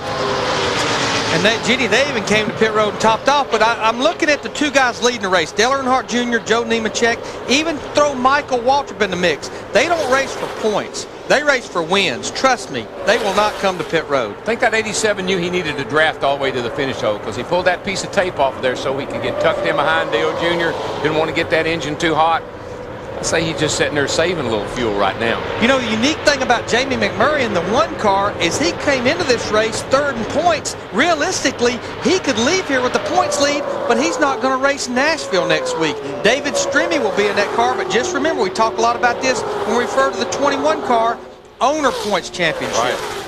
And I didn't really research that on Jamie's car. I read it in the Fourth Worth paper last weekend. But still, it's a good story. Dale Earnhardt Jr. leads the Aaron's 312. You're a wealth of knowledge.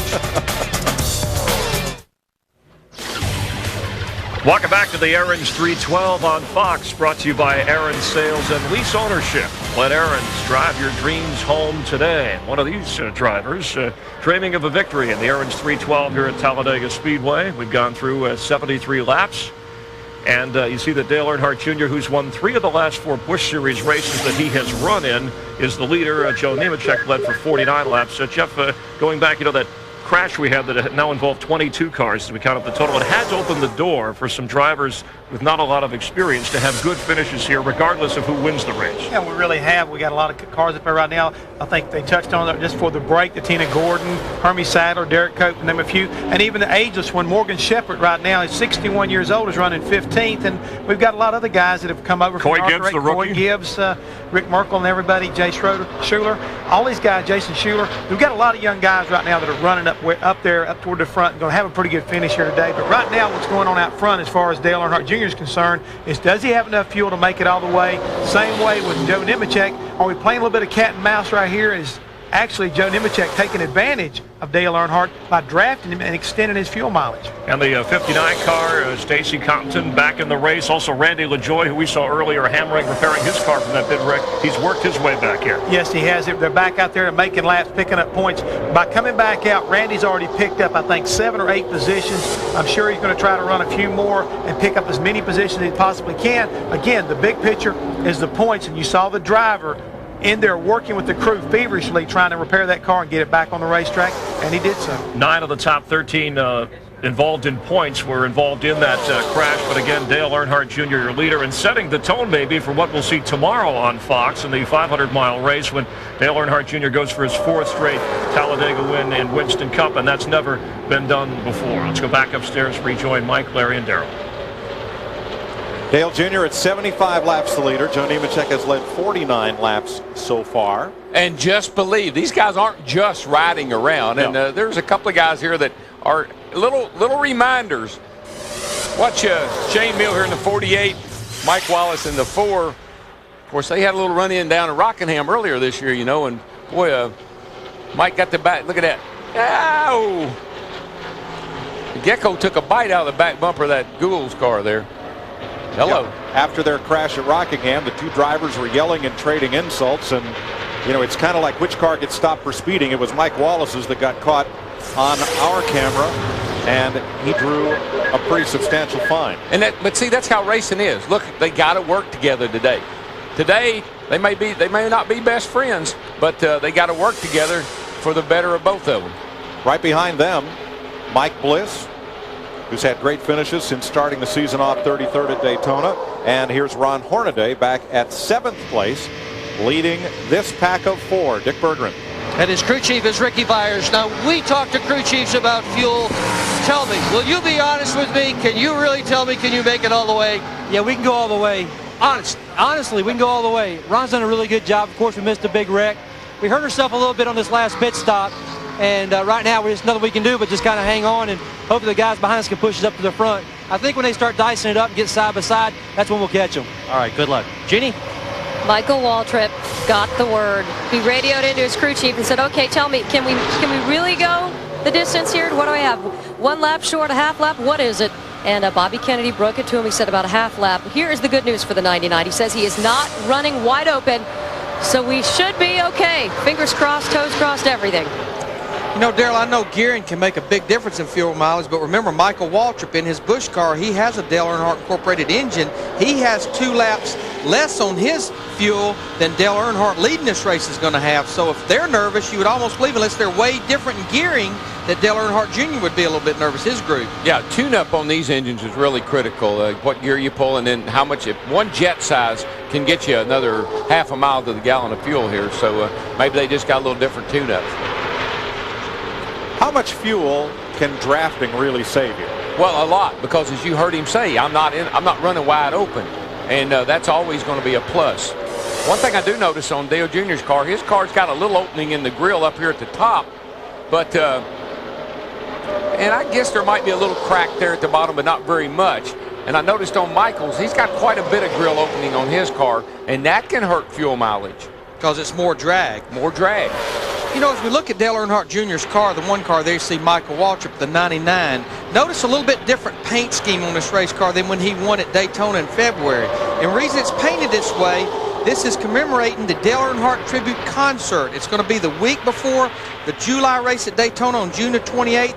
A lot of different musicians going to be playing. Brooks and Dunn, Kenny Chesney, Sheryl Crow, the Goo Goo Dolls, Alabama, Hootie in the Blowfish, right there on the front stretch at Daytona International Speedway, the end of June. A lot of neat things going on with that whole thing. Big E on the hood. 79 down, 38 to go in the Aaron's 312 at Talladega. Joe Nemechek hanging on to Dale Jr.'s bumper.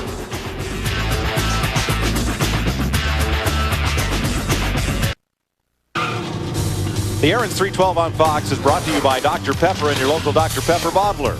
Be you, nothing's better, Dr. Pepper. By Autolite Spark Plugs, it's time to change your plugs. And by Applebee's Neighborhood Grill and Bar, eating good in the neighborhood, Applebee's. 83 laps complete as you get a look at our Busch Beer aerial coverage.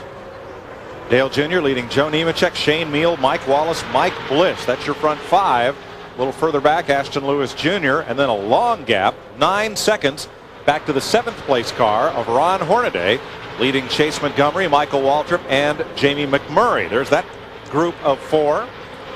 From there, it's another 3 seconds back to Coy Gibbs and Tina Gordon. Matt? Well, Mike, we've got Brian Patty, Joe Nemechek's crew chief, down here on the box talking to Kevin Mannion. They're talking about how close both teams are on fuel. Bono has crunched the numbers, but what they don't know is how much fuel he's burning leading. Remember, he was following for most of the race the 87 car. They feel like they are 1 lap or less shy of making it. They haven't told Junior yet. At this point, Bono says, we're going the distance. I mean, it's a moot point telling Dale Earnhardt Jr., wouldn't you think, right now, Darrell, with him out there leading. He's not going to relinquish the lead, no matter what, I don't think. He's not going to let Joe Nemechek go by him. No, he likes him where he is. A lot easier to block him when he tries to pass you than it is to try to get around him. So leading here has always, the last several years, have been the way to go. How about some downfield coverage? 61-year-old Morgan Shepherd, he's a lead lap car. That white car running in 14th place. Right behind him, that's the 68 of Rick Markle from Michigan. His best finish in 5 races, 38th at California last year in the Busch Series. And Larry Hollenbeck in the black 62. He's out of Kalamazoo, has 15 ARCA REMAX Series starts since 2001. This is his first NASCAR Busch Series race. They're all running on the lead lap. Yeah, the 0 car that Morgan Shepherd's in, that car is actually owned by Johnny Davis, who was James Hilton's crew chief for a number of years when James Hilton was running the Winston Cup circuit. And if you notice, he's got Jesus on the hood. Now, I talked to Morgan about that. Morgan is a strong believer, and I admire him for his principles and standing up for what he believes. And he wanted that on the hood of the car he drove. He does a Racing for Jesus, name of his race team. I have a lot of respect for Morgan for being that bold and stepping out and standing up for what you believe. Absolutely. And I tell you, I noticed that's a good run for him, especially I looked at the right front fender. I'm sure from something that happened in that big wreck, a lot of damage on that right front fender. And we talk about Arrow here. For him to be sitting there in 14th, that's pretty good. Chase Montgomery going to give up 2 spots to Michael Waltrip and to Jamie McMurray. That'll kick Montgomery back to 9th. I mean, this is a good run for Chase, but I think he's trying to figure out, Darrell, that staying put, staying in line is probably the best thing for him to do.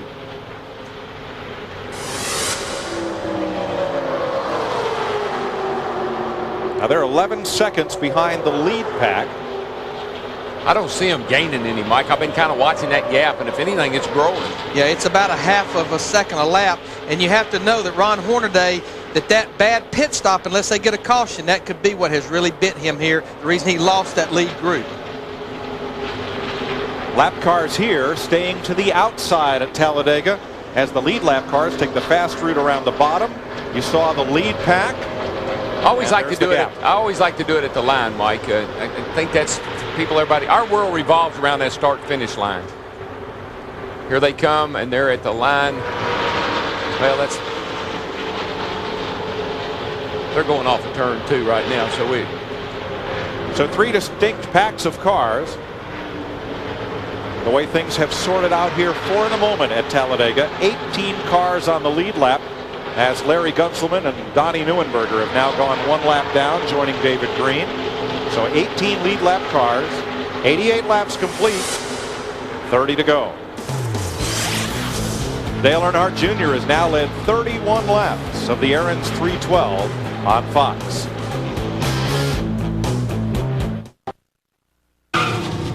The Aaron's 312 on Fox is brought to you by Aaron's Sales and Lease Ownership. Let Aaron's drive your dreams home today. 91 laps complete, 26 to go at Talladega.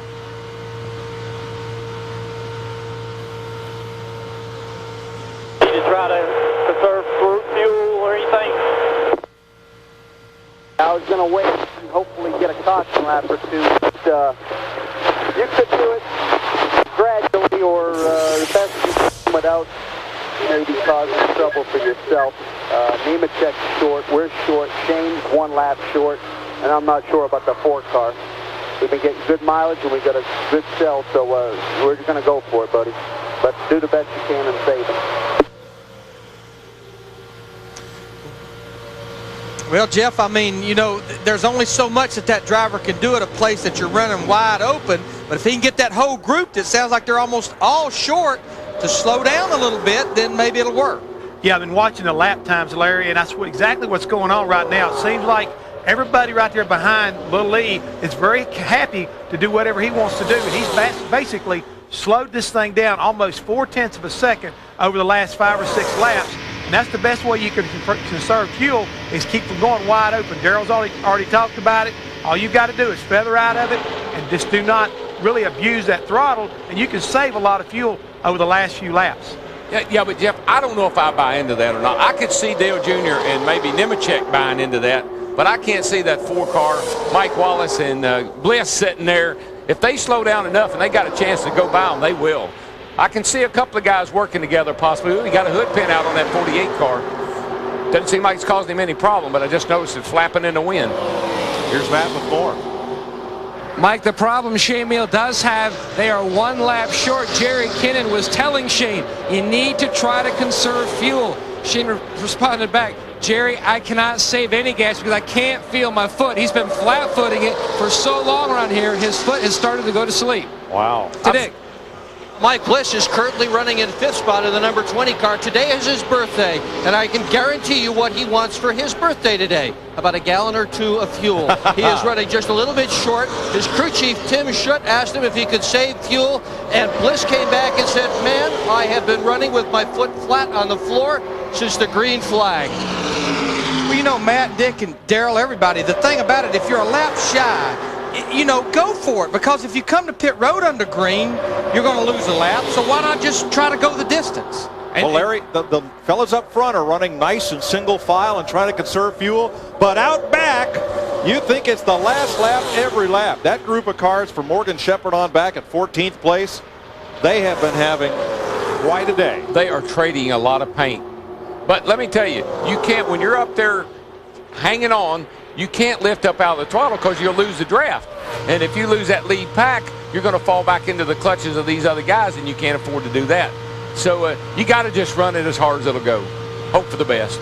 And once again, you look at the top 5, Dale Earnhardt Jr., Joe Nemechek, we've talked about this. They're here for one thing and one thing only, to win the race. Shane Mill, Mike Wallace, Mike Bliss, Ashton Lewis Jr., they need to win a race. Right.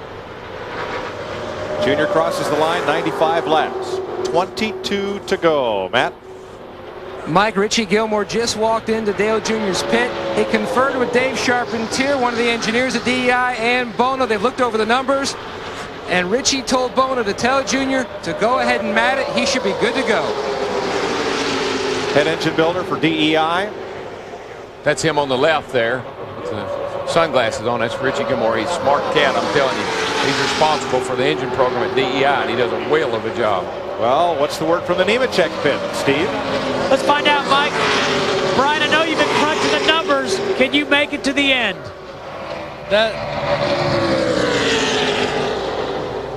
The numbers I have, yes. You know, the 48 and the 8 seem like they're just a little bit short. So, I mean, if they're close and I'm close, it doesn't really matter. I'm not going to stop. I mean, we come here to win the race. We got a really good car. You know, it's unfortunate all those guys got in that early wreck. I mean, I hate to see that. It's a lot of work for all those teams, and that's just, we were in it last year, and I feel for those guys. But so far, the Sailor One Pontiac's running really well. You know, it's a gambling deal. You know, we gambled at tires, and I didn't think nothing about it at Vegas. You know, take no tires and just get gas. But here, it's just, you got such a good car, you don't want to lose it. You know, and we're going to roll the dice.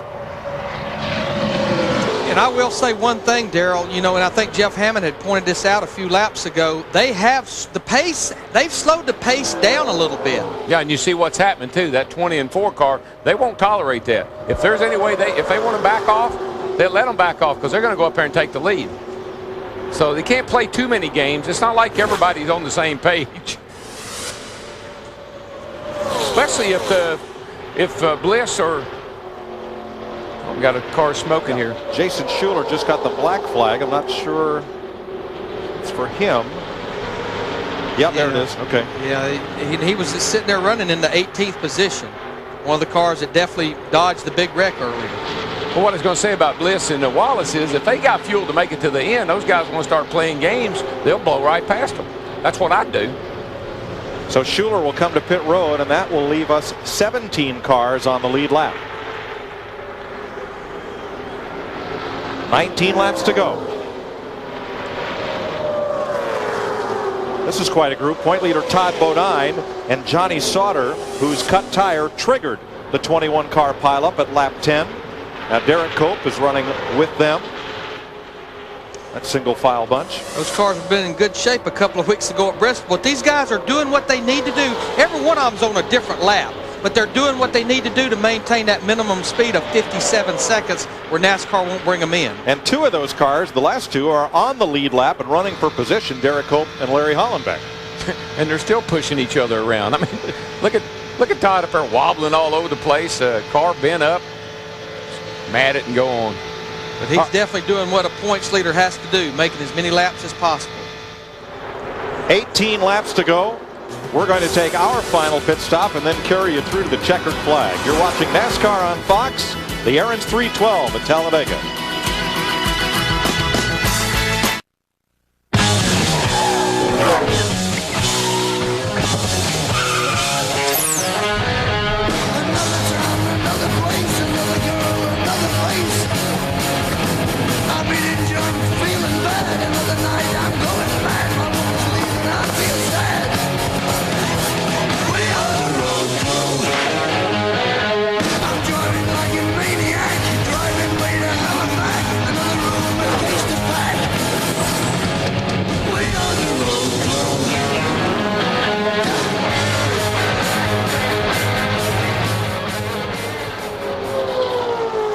14 laps to go at Talladega. This day of surprises may not be over. There were 5, now there are 4. Mike Bliss passed Mike Wallace, and as they worked around lapped cars, shook Wallace from the draft. So 4 cars are now in position to settle this among themselves if they have enough fuel. And there's a question on all 4 of those cars. And I mentioned it earlier, Mike. You know, Dale Earnhardt Jr., Joe Nemechek, they came here to win the race. Those 2 guys behind him, Shea Mill, Mike Bliss, they need to win a race. NASCAR was checking the track for debris moments ago, and I think we may have found it. Here's what they saw. Watch the orange number 1 car. Jamie McMurray. Tune. That would be roll bar padding. That would be, I'm trying to create some debris on the racetrack. I need fuel. That's even, I think it may even be meaner. I think that's more than roll bar padding. But it reminds me and Earnhardt one time we were rocking and we were throwing our gloves, goggles, roll bar padding, floor mats, anything we could get our hands on trying to get a caution. Of course, they didn't buy it. The driver has been invited to meet with the NASCAR officials after the race, and his crew chief. That looked like a pretty, actually, I don't know if that was roll bar padding or not. It looked a little, when it bounced, it looked a little heavier than that. And this group right here, that's 6th, 7th, and 8th. They are about 20 seconds behind our leader, Dale Earnhardt Jr. right now. And there was something fluttering from Michael's car for a while. I think that's to have gone. That's his radio button. No. I think it's a water. Looks like it's a water thingy. Hard for something to fall off and end up there, but yeah, I'm not sure it looks exactly like a what water that is. bottle, maybe with the. It's still there, whatever it is. It's got a tube on it that. It's like the water bottle flew out the window. And what that little old hole in that quarter window, what that is, that's what we call a NACA duct. That's a type of duct to put air in to cool either the oil tank box or the rear end cooler. And it also, and I think it flew off, right? Well, no, it's still there, but it's trying to suck it down in that hole. It shows that it's working. Yeah. The NACA duct's working pretty good because it's trying to suck that bottle into it. So 4 drivers trying to settle this if they have enough fuel. Now tomorrow, beginning at noon Eastern time, an expanded 1-hour pre-race before the Aaron's 499 Winston Cup race. 11 laps to go, and Hermie Sadler is going to fall off the lead lap. He was in 16th place. He's going to come around to pit road with just 2 handfuls of laps to go. And again, this could be one of the first cars that are running out of fuel right here, possibly. Especially if they didn't get it full on that last stop. It was really important, all of these guys, that they got that tank completely fueled last time on pit road. And Sadler is coasting in. It appears that he will make it to pit road. 10 laps to go. Joe Nemechek has led 49 laps. Earnhardt Jr. just took over the most laps led category. He's led 50 now. That's on board Michael Waltrip. I think that's a drink bottle of some kind, I think. But it could actually be. There, it's not his radio, is it? Well, I don't know. It looks awfully light to be the radio. Yeah. How about the radio holster? That might be. And a long piece of duct tape that didn't get clear when it somehow exited the car. I'll be very anxious if we don't figure it out to get down there after the race to see exactly what that is. You know, when I look at this group right here, I'm going to tell you, this is a lot of Winston Cup engine builders represented right there. Ron Hornaday has a Richard Childress Racing engine. Jamie McMurray in the 1. He has Ernie Elliott. Michael Waltrip has Dale Earnhardt Incorporated. Ashton Lewis in the 46 car. He has Roush Motors. And Chase Montgomery in the 27. They have Bill Davis Motors. This is all Winston Cup engine builders. Wow. Well, restrictor plate engines are such a, you know, it takes a lot of time, effort, and money and a lot of R&D to get one to run, and so they're utilizing the experience and knowledge of these Winston Cup teams. I think that's Todd Bodine on the left of the screen, one of the damaged cars from earlier. And remember the Mike Wallace car that was in the top 5? Right. I don't know where he went, but I haven't seen him lately. He dropped off that lead draft, and he's still running up there in 5th place, but boy, he's falling back. Yeah, 15 seconds behind the leaders. In just a few laps, that was how important the draft was. And the way he's running, Hornaday and that second pack will catch him. Whoa, Chase Montgomery gets to the side of McMurray. across the grass, across pit road. Roof flaps put him back on the ground. That car was fixing to take off when those roof flaps deployed. It put him back on the ground. And the best thing they ever did was pave all this right through here. Caution is out. Caution is out. No contact for Chase Montgomery, thank goodness, because that car came across the tri-oval grass like a rocket sled. Now what this would mean, yeah, this would give those guys an opportunity at the front to make it to pit road, but remember, cautions don't use as much fuel as green flag laps. They won't come to pit road now. Fourth caution of the day comes out on lap 111. If you were close, you'll make it fine. I'm going to tell you guys, that's as good of pictures I've seen of what the roof flaps do. And you see the roof flap right there. I mean, you watch him come through the grass right here. He's going to get into the left rear of Jamie McMurray. This is right through the tri-oval, Darrell. Right in the middle of the tri-oval. Sends him sideways through the grass. Watch this right here. I mean, this is amazing. This car was fixing to take off. Rear wheels off the ground. Roof flaps come up, back down on the ground. Deployed as flaps. And if that, a few years ago, that was all grass right there, and it could have been disastrous, but they paved that, and it's really helped. He just gets a run there. He gets a big run on the 46 car, and he tries to move to the outside and makes contact with Jamie McMurray. Boy, and I tell you, I was looking at the end of pit road there.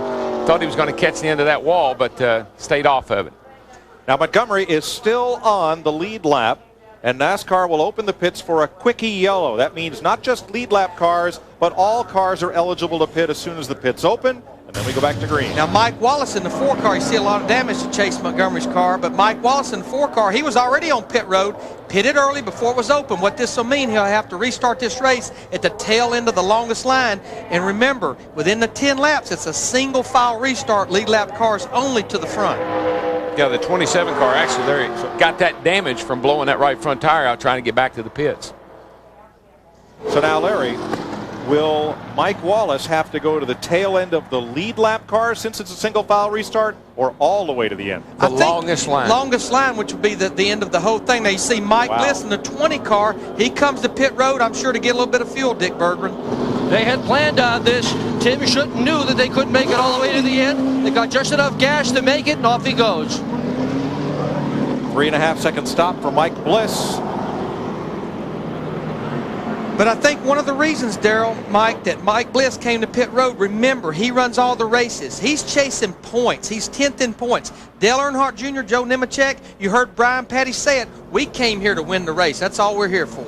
Now, during this last run of green flag racing, just prior to the caution, a number of lead lap cars made pit stops. Larry Hollenbeck, Derek Cope, Tina Gordon, Rick Markle, and Morgan Shepherd. So even though Mike Bliss is the last car on the lead lap, boy, Dale he's Jr.'s nice. Down on the apron like he's either out of fuel or way low on fuel. Not going to pit. We are not going to pit. Just stay on the apron if possible. All right, the reason he's telling them to stay on the apron, when you slow the speed of the car down, the fuel pickup is in the right rear corner. When you're at full speed, the fuel slings over to that right rear corner. When you're slowed down under caution laps, the fuel runs away from the pickup. That's the reason he's being told, stay on the apron, because you never want to starve that thing for fuel where it'll run out of fuel. Got to be careful getting way down. There's a couple of different variations in banking here. That first little banking change is not much, and usually there's not a lot of debris there, but these hot tires, you don't want to cut a tire down. See him go there. There you see him back on the apron. This is through turn 3 and 4, making sure he don't get all of that fuel to run away from the pickup. I wouldn't gamble on that myself.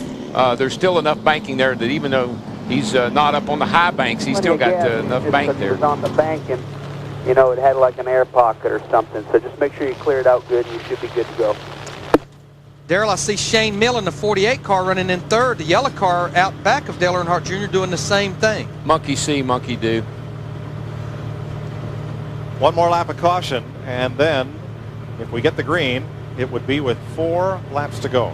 I'm going to tell you what, this was a break for Ron Hornaday Jr. He had lost that lead draft. Now he's back up there in 4th. This will restart him right behind these top 3. Catches a lot of guys up. Of course, Michael Waltrip, Ashton Lewis Jr., Jamie McMurray. All of these guys have caught back up with the lead pack. Oh, this is going to get interesting because even though the 8 in the 87 there are pretty strong, and I think it's between the two of them. Could be a lot of racing going on behind them. Steve, how about Joe Nemechek's chances? Well, as crew chief Brian Petty just told Nemechek, he said, remember, Dale Earnhardt Jr. and Shane Meal are good friends. You know what I mean? I think that means, is that would be part of the Dirty Mo Posse group a little bit? We'll see. I bet you Matt Yoakum can even answer that. Oh, Larry, you know with less than 5 laps to go, you don't have any friends. No, sir. No. You become, if you were a member of a posse, you getting ready to break ranks. See, badges? We don't need no stinking badges. No. That's right. Well, now we were talking, Darrell, through the caution a few cautions ago about we could have a little controversy here within the Dirty Mo Posse because Shane Meal had been talking about going with the 87, so we'll have to wait and see. Yeah, they must have passed that information along to someone. You know, his dad, Steve, does work at DEI. Shane Meal's dad, yep. Yeah. So they have a connection there. And but, Larry, I love, like you always say. What's Michael doing? Is he signaling or had his arm out the window there? He's been doing a lot of signaling today. Whatever that piece is, it's still there. Kind of sort of taped to the fender. Looks like a little ducting. Oh, who knows? I don't know. It's not, doesn't amount to anything. It's probably some stuffing out of that big lazy boy I gave him.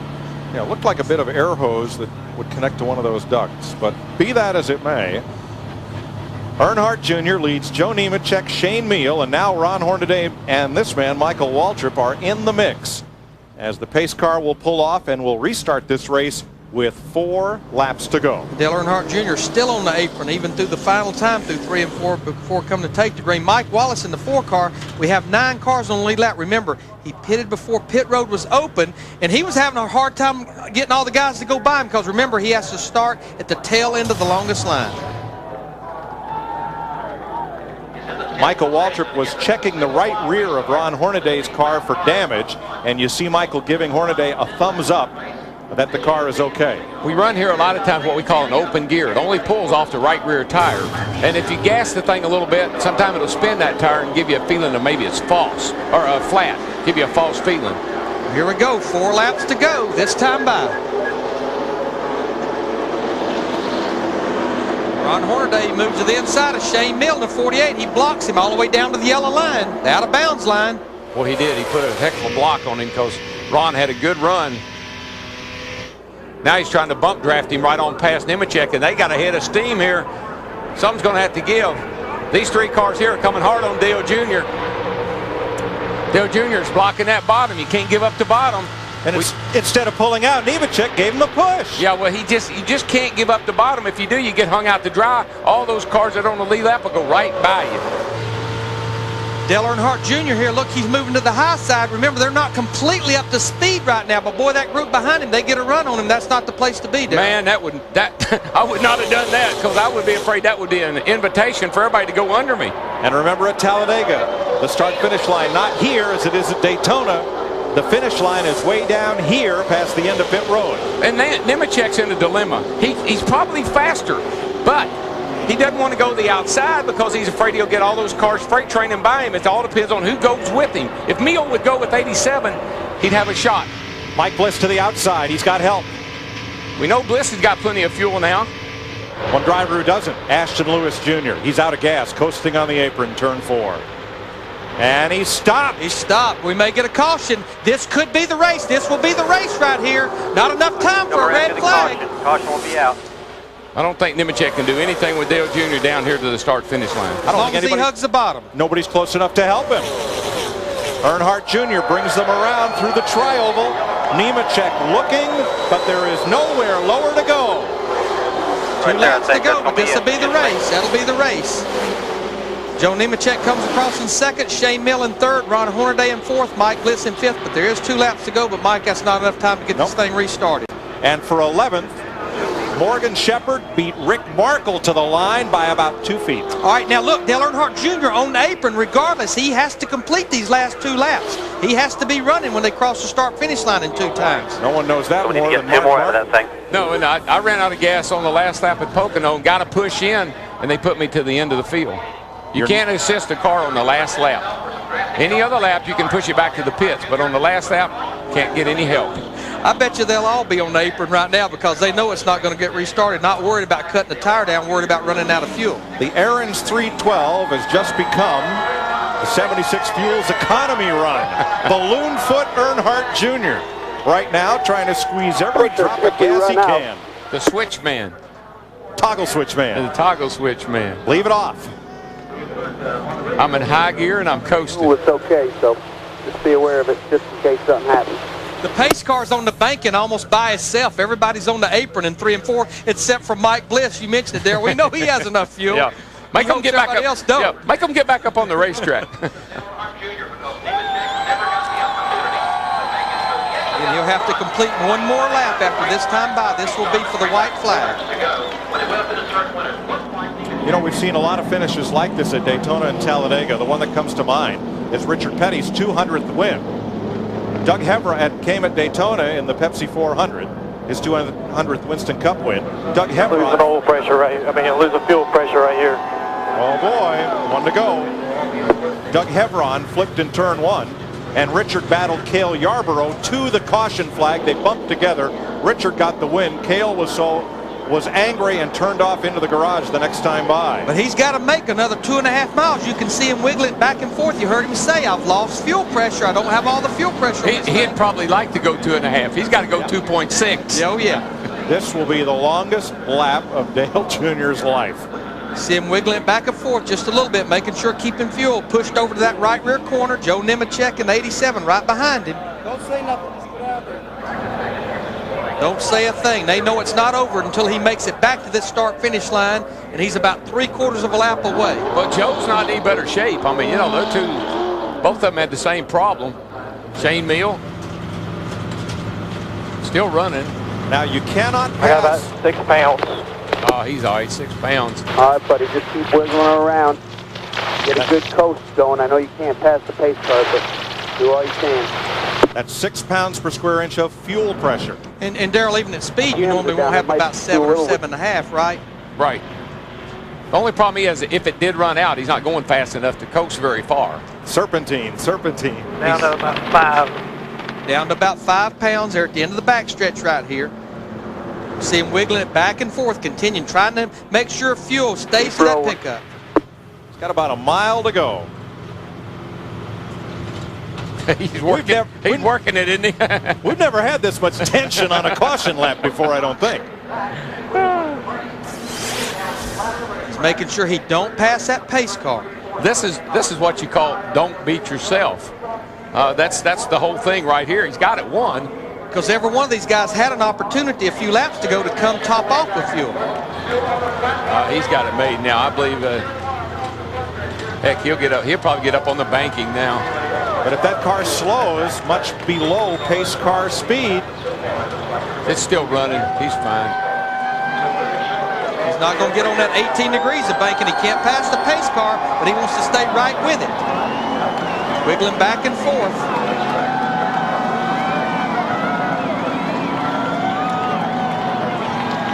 I can see the line. Don't pass that pace car.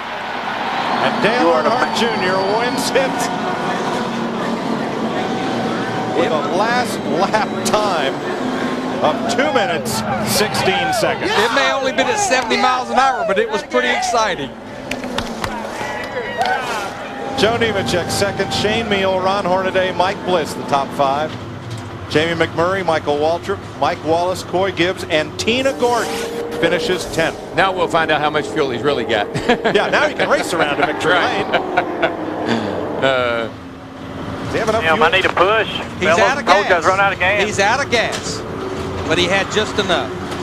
Not enough fuel to make the donuts. If that had gone green, I don't believe he'd have made it. Over. He's only halfway down the backstretch right now. First Talladega win in his 3rd Busch Series start here, first since '99. Racing is just full of what ifs.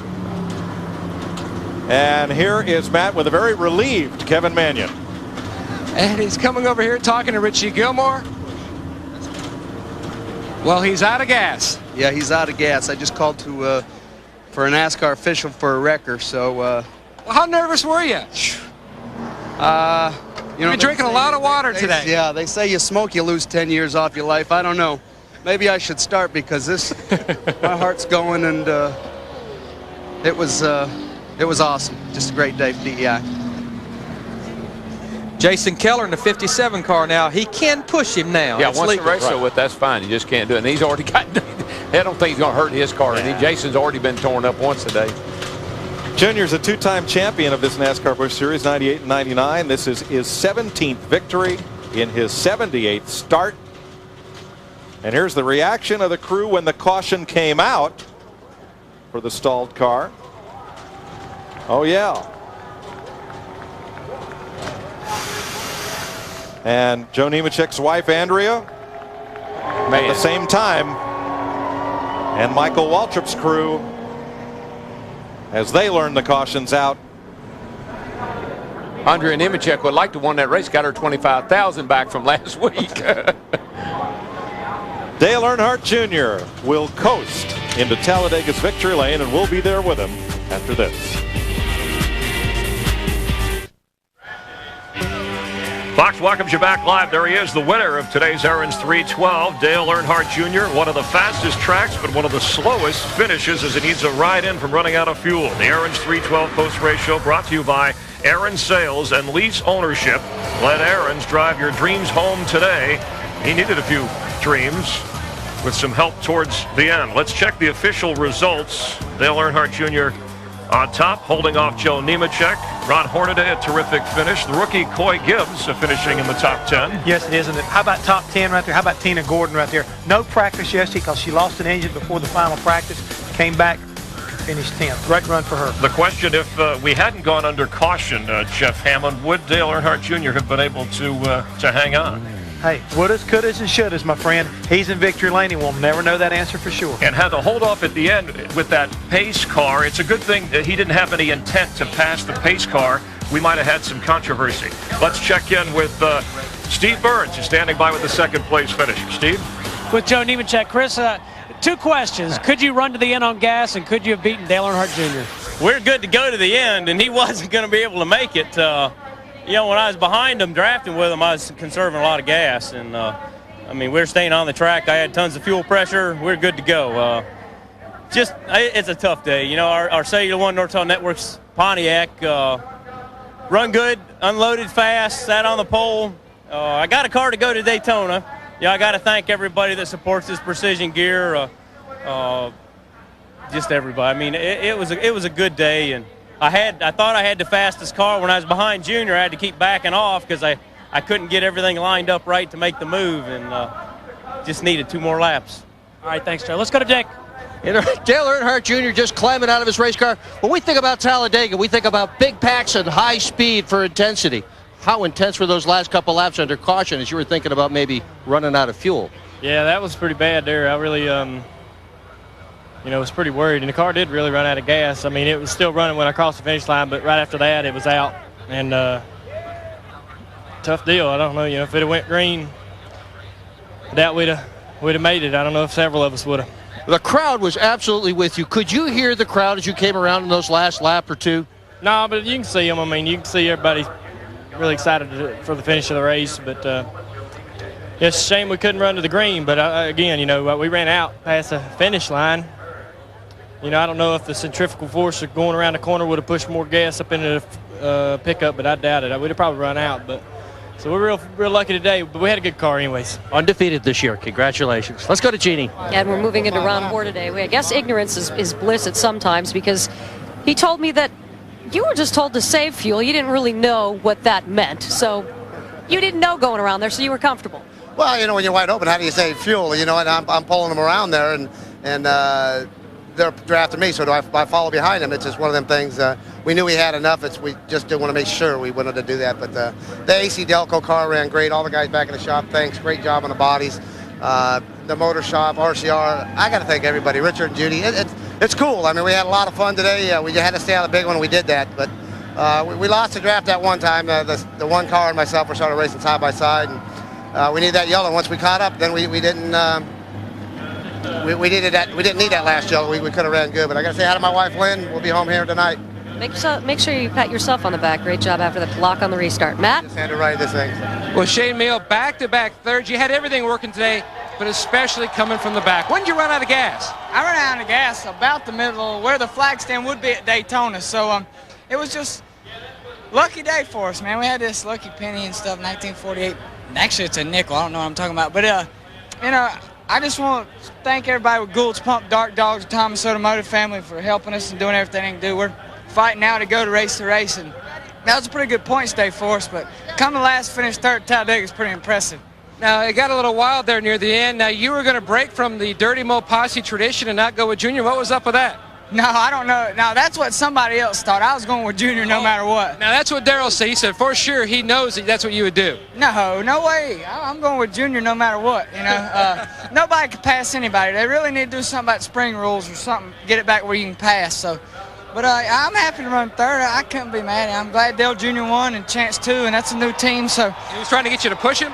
Yeah, he wanted me to push him, and I was out of gas too, so there wasn't nothing I could do. But good job to everybody. Back-to-back third-place finishes for Shane Meal. Mike? He's the highest finishing Busch regular in this race. But was that the most spine-tingling, tension-filled caution lap you've ever seen, that last lap? But Joe Nemechek, he was surrounded by Dale Jr.'s leading. You got Shane Meal, whose father works at DEI, running third. You got Ron Hornaday, who used to be a DEI employee, running fourth. Right. I don't think Joe needed to do the math. He didn't have a chance. Yeah, I mean, you know, I'm not a big advocate of caution finishes. We want to see finishes under green, but that 5 miles with those guys running around the apron, only the pace car Mike Bliss up on the bacon, Dick Berggren hit the nail on the head. That's about as intense as it gets. At Talladega, expect the unexpected. There's Shane Meal's dad, Steve. And we sure had it today, and 500 miles of it tomorrow. Chris? Thanks, Mike. Looking forward to the call in tomorrow's race. These are the points in the Busch Series so far. Todd Bodine involved in that wreck. And as we pointed out, 7th Busch race this year. Second victory for Dale Earnhardt Jr. All 7 have been won by Winston Cup drivers. And Dale Earnhardt Jr. was just out in front of that 22-car wreck and pileup and comes through with the victory. Jeff Hammond, a signal of what we might see tomorrow. Surviving the big one, judging the fuel, and hanging on at the end. Well, I think we kind of seen this picture before, Chris, when you talk about as far as Daytona is concerned. He was very dominant during the Busch race down there. He came here very strong again, and it looks like he's got a great car for tomorrow. Now, if he can just keep the battery going for 500 miles, he might be able to go ahead and make a clean sweep here at Talladega. Yes, and tomorrow we go for his 4th straight. Dale Earnhardt Jr. in the race. It could be his own Final Four at Talladega. The Aaron's 312 post-race show brought to you by Aaron's Sales and Lease Ownership. NASCAR this morning on Fox Sports Net will start it at 10:30 Eastern. And then note the 12 Eastern, 9 Pacific start. We have an hour pre-race show, a behind-the-scenes look with Dale Earnhardt Jr., something you don't see very often. And Larry Mack gives us a tour of his home state, singing and swinging Sweet Home, Alabama. Well, our starter today, the Grand Marshal, and the guy who gave the command was our own DW. But tomorrow, who's going to pose the greatest threat to the Dale Earnhardt Incorporated cars? Tune in and find out on Fox, and hang on for every lap of the wild ride that is Talladega. Don't forget to set your clocks forward 1 hour, spring forward, and be with us for more NASCAR on Fox. Thanks for watching. Have a good weekend. We'll see you Sunday from Talladega.